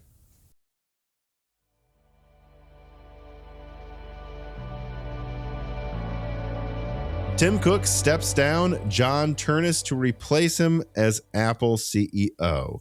Quoting from Wired, Tim Cook is stepping down as the CEO of Apple and transitioning to a role as the company's executive chairman effective September 1st. The company announced on Monday, John Ternus, Apple's senior vice president of hardware engineering, will replace Cook as CEO. So, tech enthusiasts revel. Finally, Apple has a proper engineer as their CEO. This is honestly massive news, but nobody yet really knows what it means. Apple is, at this point, a very stable, slow, and deliberate company, and things are going very well. So we should not expect big changes or big swings just yet. It is interesting, though, that Apple is moving from Cook, a supply chain specialist, to a hardware engineer. Perhaps it says something about the current state of computer hardware, where margins grow as products move up and up into luxury categories. Perhaps in this world of supply chain optimization that decreases cost per unit by 0.05 cents is simply less important than making more products and being a market leader in innovation. Once again, there are also rumors that Ternus championed the MacBook Neo project, and that did well. This could just be a cheap PR win to boost Ternus as he transitions in. That was intentionally leaked by Apple, but it could also mean that Apple's no longer relies on the high end and seeks to dominate even more lower tier products, which would be a much more fun and exciting path. And maybe Apple even finally makes those server CPUs AMD is so deeply afraid of. Yes, I know there's been rumored for years, actually. But yeah, so, I know this isn't specifically gaming hardware, though you can game on Apple products, but we have to say here, well, you can't game as well or play as many games on them. You obviously can play plenty of games on them. But Apple is a direct competitor to Intel, to Nvidia, to AMD, and a dominant juggernaut. And I just thought we should take at least a second to talk about this because this is honestly huge news. And look, Tim Cook's going to go down in history as the best follow-up CEO to an innovative leader in history. Like, oh yeah, whoever follows up Jensen Huang, good luck being compared to Tim Cook because it's going to be hard to. There's so many CEOs where the person that comes after the founder isn't very good. And Tim Cook was just another killer that came right after the killer that founded Apple. And in different ways, it was the right leader they needed for the time. And it's kind of, I just think that's it's worth acknowledging that and that this is actually a big moment. Oh yeah, I don't really have any thoughts on John Ternus at this point. I don't want to speak too early on a CEO because I don't know. There's just not much to say about a guy I've never heard of. But yeah, I agree. Tim Cook, I think, turned out to be a very, very good CEO and a very good person to follow. Steve Jobs, who is massive shoes to fill, like probably the most famous tech person ever. Like who like comparable. Like next would be Jensen Huang probably, and outside of Elon Musk probably. Oh, not necessarily for good reasons. Yeah, sure. Which, like, Jensen Huang, I doubt is that famous outside of tech circles. Like, I mean, I'm sure a lot of people have heard of him outside of. Everyone copied the black turtleneck look, but because of him. But everybody knows who Steve Jobs was, and I think Tim Cook followed up very well by just delivering. By just turning Apple into a very consistent company that released good products, and I think the last thing being the MacBook Neo was, I don't know, a good swan song or a good reveal of what's to come from Apple if like they're actually serious about getting into the more low end affordability space with PCs, because I think the MacBook Neo is a massive shot across the bow to what Windows really does that previously just Apple couldn't do, and that's release something for less than $1,000. Well, I mean, I saw an interview with, I don't know if it was the CEO or if it was an executive or whoever, but it was someone high up at Asus that said that they genuinely always said to themselves, and they know people at other OEMs that said this, that, oh, well, you really got to focus on that sub $700 market because Apple will never compete below 700.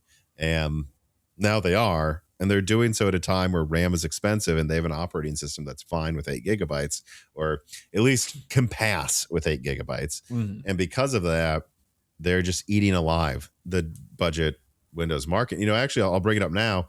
There is a story in the wrap up that we're about to get to where there's an opinion piece on TechSpot about a Neo mini PC. And it's like, could you imagine if they launch a $300 mini PC that's based on Neo? Yeah, I know. That will just eat alive the budget desktop PC market. I mean, things are a real crisis here. And if the Neo project was Turnus, this makes sense.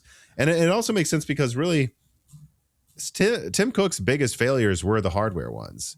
I mean, he built an incredible supply chain where, think about this. Usually if you have a business, you have to decide between being low volume and high margin, or you have to be low margin and high volume like PlayStation.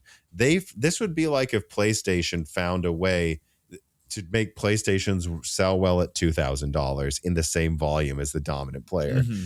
Apple went about it the other way. They started as premium, but they found a way to slowly, even though they often had superior chips, their supply chain power, they were able to just keep bringing the price down to the point to where they're now basically directly competing with Windows, despite at least being seen as a premium brand with unified memory APUs that are custom engineered at them.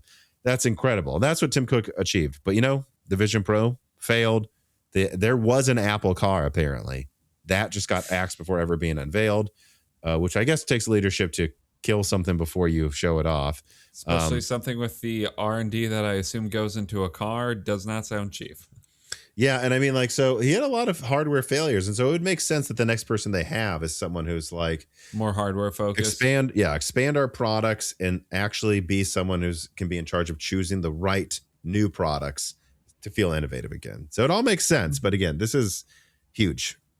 This happening. By the way, let me say this: it's nice to see someone step down before they're 80 freaking years old. Let me also say that. Actually, I think he's 65 or something. No, like a normal age. Cool. Yes, he's 65 years old. He can start. He's actually retiring when you're supposed to retire. He's retiring. Amazing. Tim Cook, I applaud you. Take your Social Security check. I mean, honestly, that kind of makes me like him more than anything else he's done, is he's like actually not going to cling to power as an octogenarian that runs the world into the ground. Relu writes in. He says, so I've been wondering recently, as Apple's MacBook SSDs are getting faster and faster with each generation, or where really just SSDs are getting faster, including theirs, are we going to get to a point where RAM is more made redundant and the SSD is used for system memory as well as everything else? Thanks. So the short answer on this is no. It's the same thing as like, well, internet's getting so fast that eventually we will just stream our games, to which you go, yes, but the games are getting harder to run with better graphics. And so the box needs to be local, more important. It needs to be local. Well, the higher the res you get to. It's the same thing with this. RAM's getting faster too.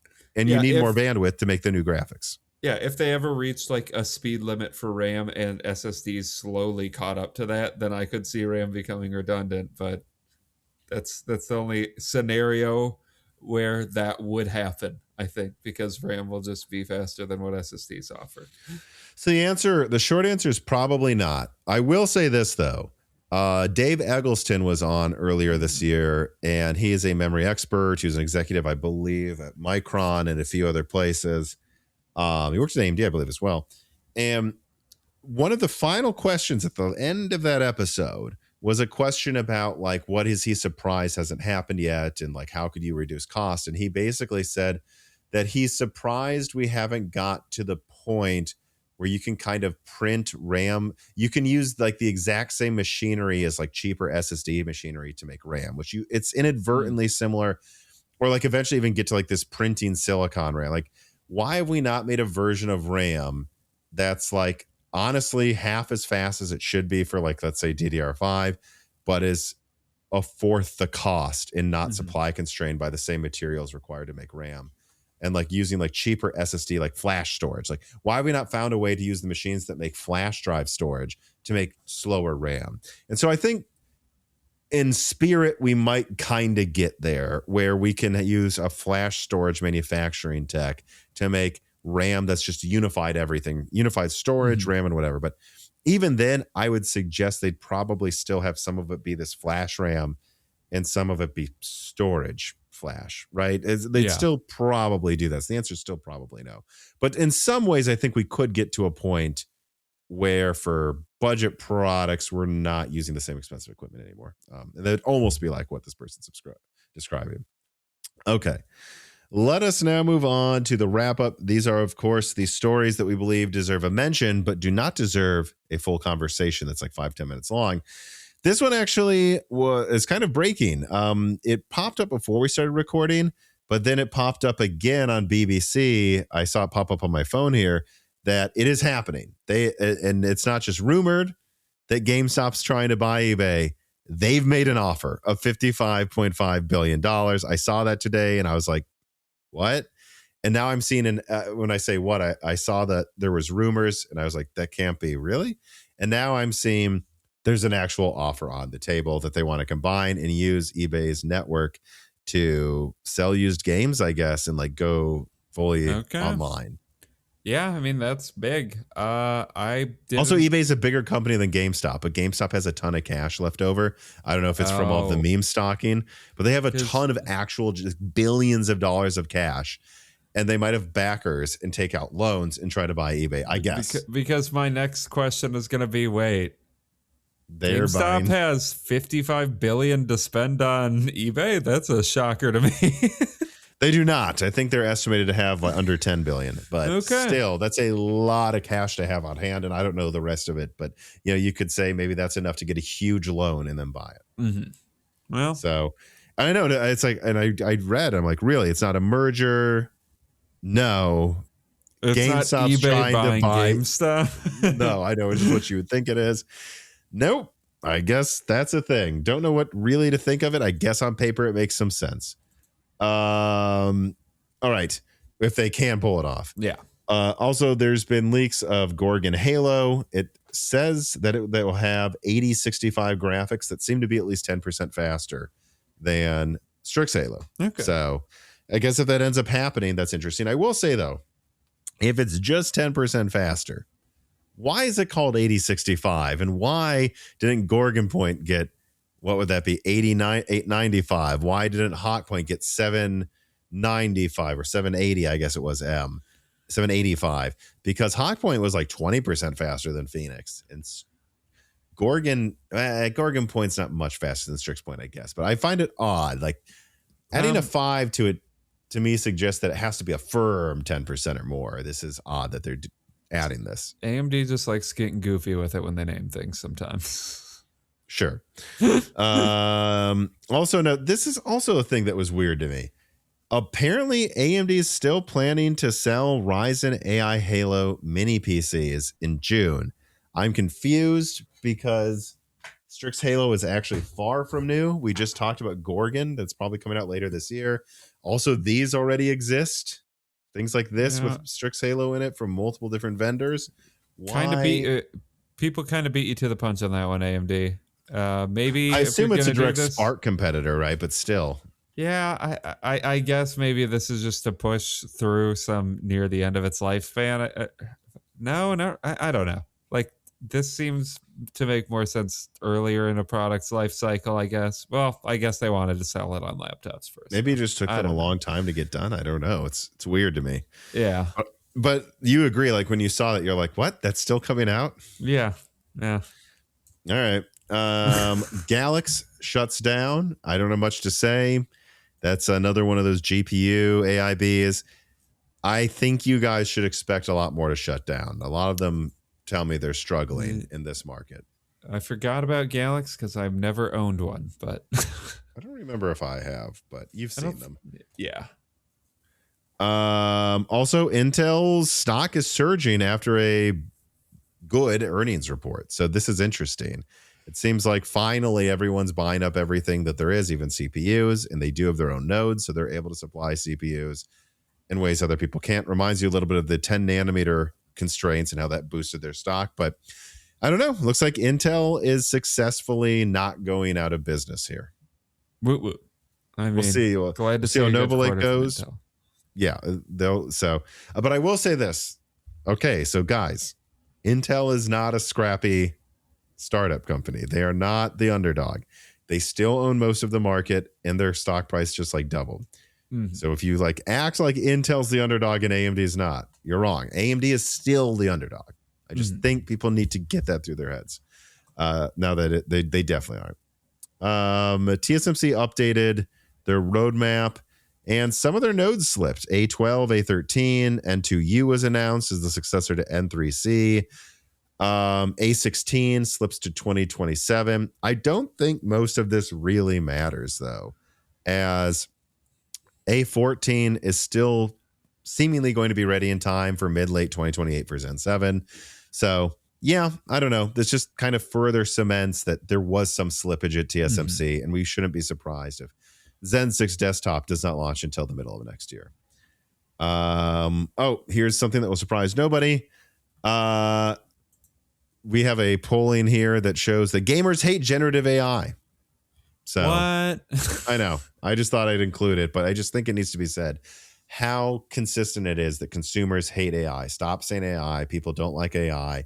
When people say, oh, well, it's coming, it's inevitable, and people need to get on the train, I say everyone is freaking out, and they can just vote to have your stuff outlawed, even if it's stupid if they do so, you know?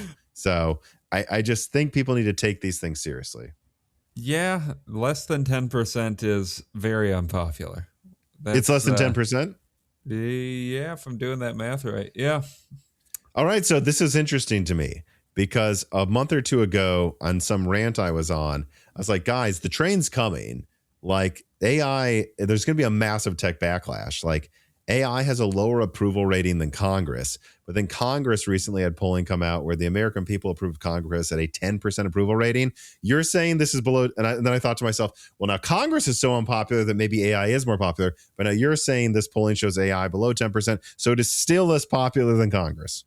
Yeah, so the question overall, what's your attitude towards the use of generative AI? Slightly positive to very positive, adds up to a little under 8%. Yeah. Jesus. So it remains AI is still less popular than Congress, who has a 10% approval rating.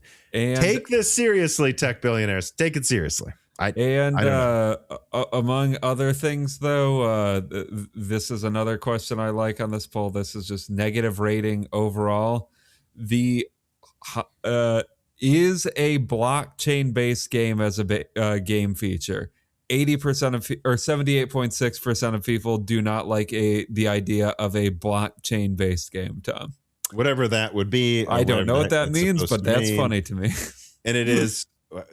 So what is that? 3 times higher approval than AI. Blockchain games that are honestly nonsense and make no sense. That should put things in perspective for everybody.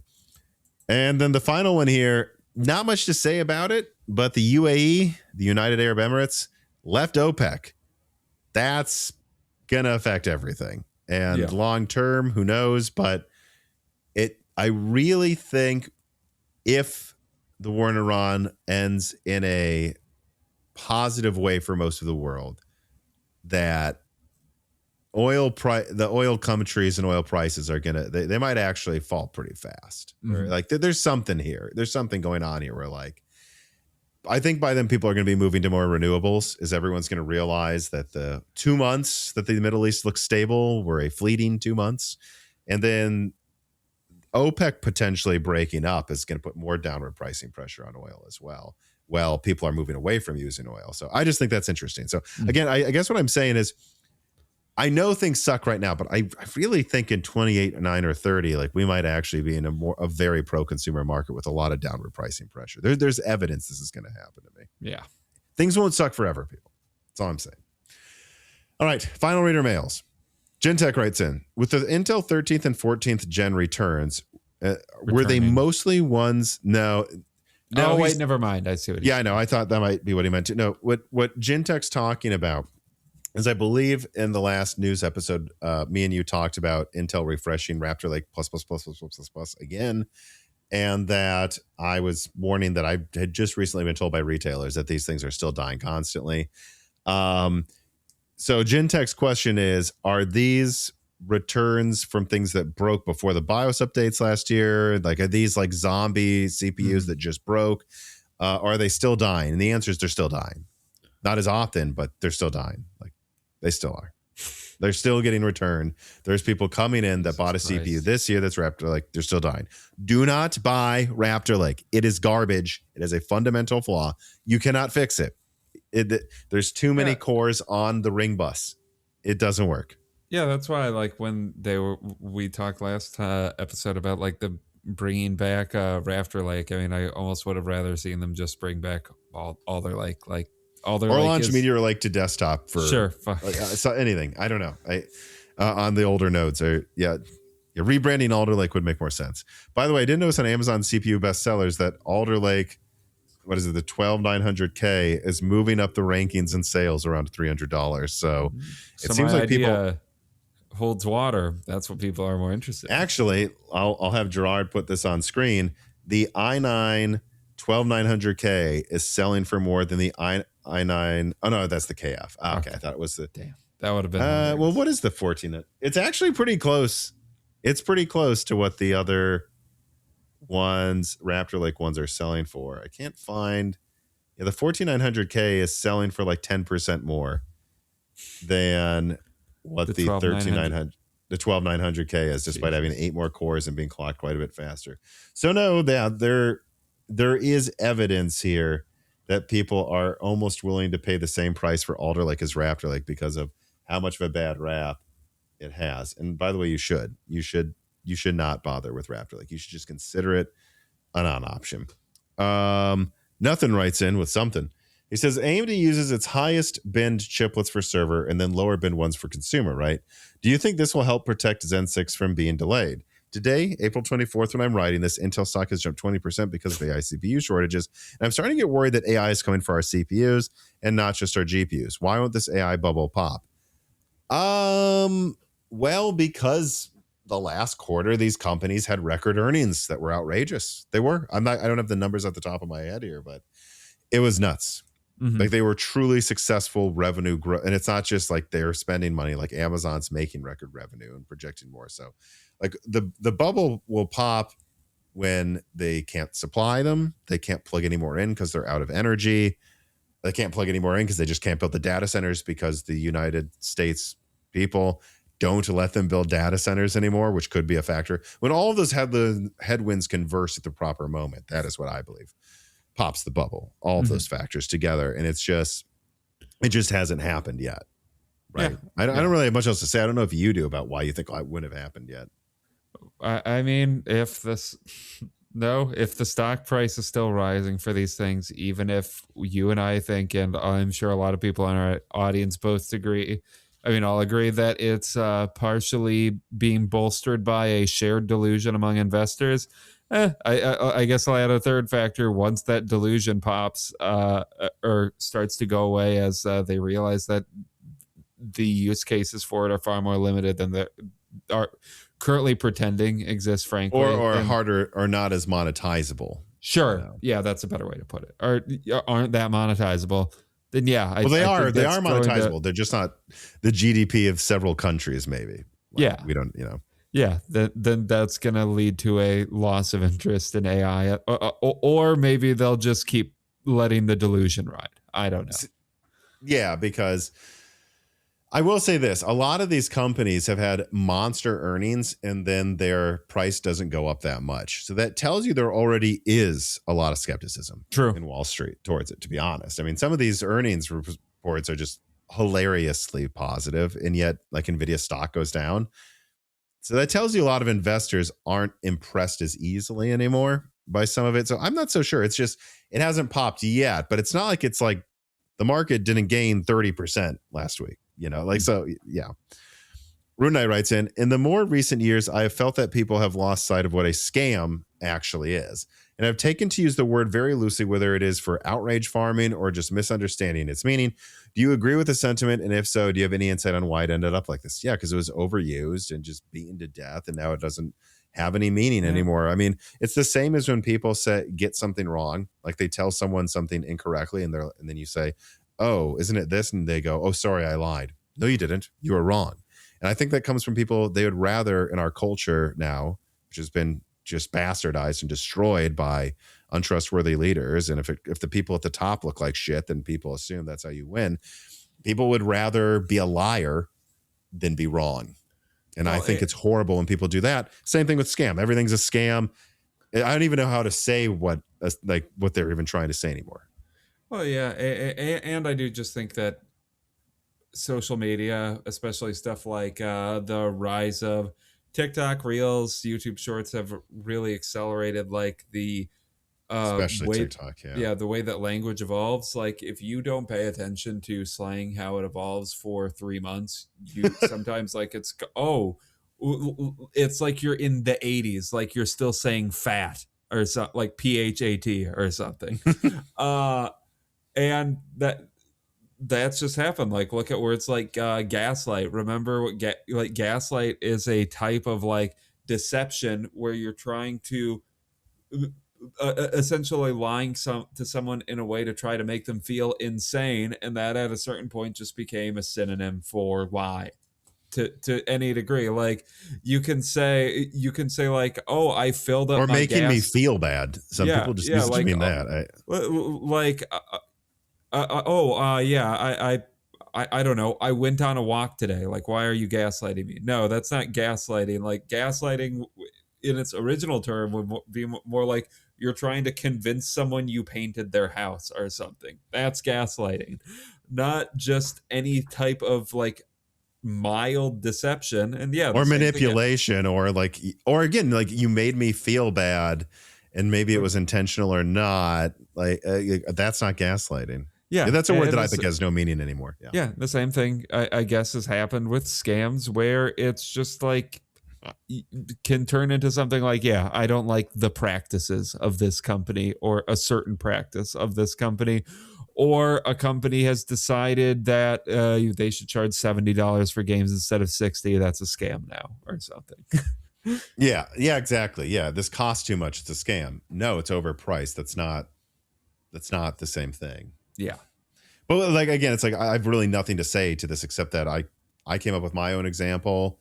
When people say they lied instead of they were wrong, you came up with your example, gaslighting. It's something we're seeing pervasive everywhere in modern culture, and I don't like it. Yeah. I think words have meaning, and they should. But yeah, I guess on that cheery note, we will end this episode, because we'll end this episode by saying we will never gaslight or scam you. Mm-hmm. And if you agree with that, how do I do this segue here? I'm falling apart. Please subscribe to Moore's Law is Dead on YouTube. Ring the bell button. Hype us up. Comment down below. Comment down below with words you think have completely lost their meaning. I actually am curious to see what examples you guys come up with. And then also consider joining us on Patreon. A new Die Shrink just came out going over the nonsense we have to deal with when it comes to strikes, harassment, privacy complaints, whatever on YouTube. Also, we have a new episode coming out with Brian Heemskirk, where we'll be talking about the new Xbox reveal later this week and ask that guest questions. He's a game developer. And then, there's just, you get access to a Discord, hundreds of Die Shrinks, ad-free, early Broken Silicon, free questions and live streams. There's a ton of stuff there if you support us on Patreon. We cannot do this without our patrons, so please consider supporting us there. And otherwise, subscribe to Broken Silicon on your podcast app of choice and give us a review. Yeah. Any final words, Dan? No, I don't think so. He doesn't think so. He never thinks so. And neither do I in this moment. So again, everybody, thanks for watching. Thanks for listening. Have a good rest of your week. Bye. This podcast was brought to you by the YouTube channel and website Moore's Law is Dead. Moore's Law is Dead and Broken Silicon are trademarked by me, the creator, Tom. However, Moore's Law is Dead is much more than just one man. It is a team with Broken Silicon co-hosted by my brother Dan, audio editing by Gerard Cortez, renders done by the industrial designer Jean-Philippe Clermont, and special assistance also provided by Carbon Cry and Carrie No Sugata. Find all of our information at www.mooreslawsdead.com. On the About Support page, in the event you want to hire me for consulting work, or hire Gerard for audio work, Jean-Philippe for industrial design work, or are interested in working with Carbon Cry or Carrie No Sugata as well, you can find all of our information there. You can also find our long-term sponsors there and show them some love for helping make this work possible. Additionally, if you are a fan and would like to mail Moore's Law is Dead some love in a letter or with hardware donations, please mail parcels to Moore's Law is Dead, P.O. Box 60632 in Nashville, Tennessee 37206. And speaking of fans, patrons are what makes Moore's Law is Dead content possible. Every month and every day, actually, depending on the person, me, Gerard, Dan, Jean-Philippe, and more are working tirelessly to provide a steady stream of entertaining content and investigative journalism that aims to be as independent as possible from outside influence. Only direct funding from fans can make this possible in the modern era. And so if you have any extra money every month, even just $1 or $2, consider supporting us directly on Patreon. All members of the Moore's Law is Dead Patreon, even down to the $1.28 128-bit tier, get access to a catalog of dozens of essential Die Shrink episodes and the ability to ask guest questions ahead of Broken Silicon recordings. Additionally, higher tiers get access to the entire catalog of hundreds of episodes of Die Shrinks, and these include exclusive interviews with game devs and other guests, behind-the-scenes looks at Moore's Law is Dead leaks, and more niche coverage of subjects that really only the biggest gaming dorks like me and you would care about. They would not profit on YouTube, but they don't have to profit on Patreon. And so if you're interested in that, you can get access to all of that stuff and even more at higher tiers, like ad-free episodes of Broken Silicon, the ability to ask free questions in Loose Ends live streams ahead of recordings, thanks in the credits of videos and podcasts, and access to the Discord with thousands of fans there who would love to discuss gaming hardware with you. I am one of them. And hey, if you cannot afford to support us, please just share Moore's Law is Dead videos and podcasts with friends and family and on social media and Reddit, and give Broken Silicon a 5-star review on Apple Podcasts or your preferred podcast app. All of that stuff does help a ton as well. But as I said, this podcast would not be possible without its patrons directly providing predictable and reliable support every month. And so now is the time to give a personal thanks to the greatest of the fans. The following supporters are at the 1024-bit HBM3 or higher supporter levels: Brad Medlin, Drita Full, Z Jits, Daniel D, Nicholas Buckner, Deke, Darren Close, Jen Rauner, MJB1, Daniel Hyde, GZ Ziggy, SNES Chalmers, Jem Ferrier, Valko Malev, Jensen Wang, Sarcastro, Chris Rich, Halbuma, Evan Dingle, Compressed AI Blocks, Shredbird, Sammy Malas, Chrysanthenos, Jonathan, Tommy, Jake223, Jake Martin, Zlicky, Winwing, Gamers Unite, Ian Clifford, Meat and Pork, Tim Robb, Travis Gooding, Matthew Cassell, Zutsu Taylor, Mads, Greg, Michael McGee, Stephen Coates, Mark Mitchell, Amiable Chief, James Anderson, Mark Raidmaker, I Should, Salty Internet Pirate, Henry Zhang, Wesley Sager, Cameron,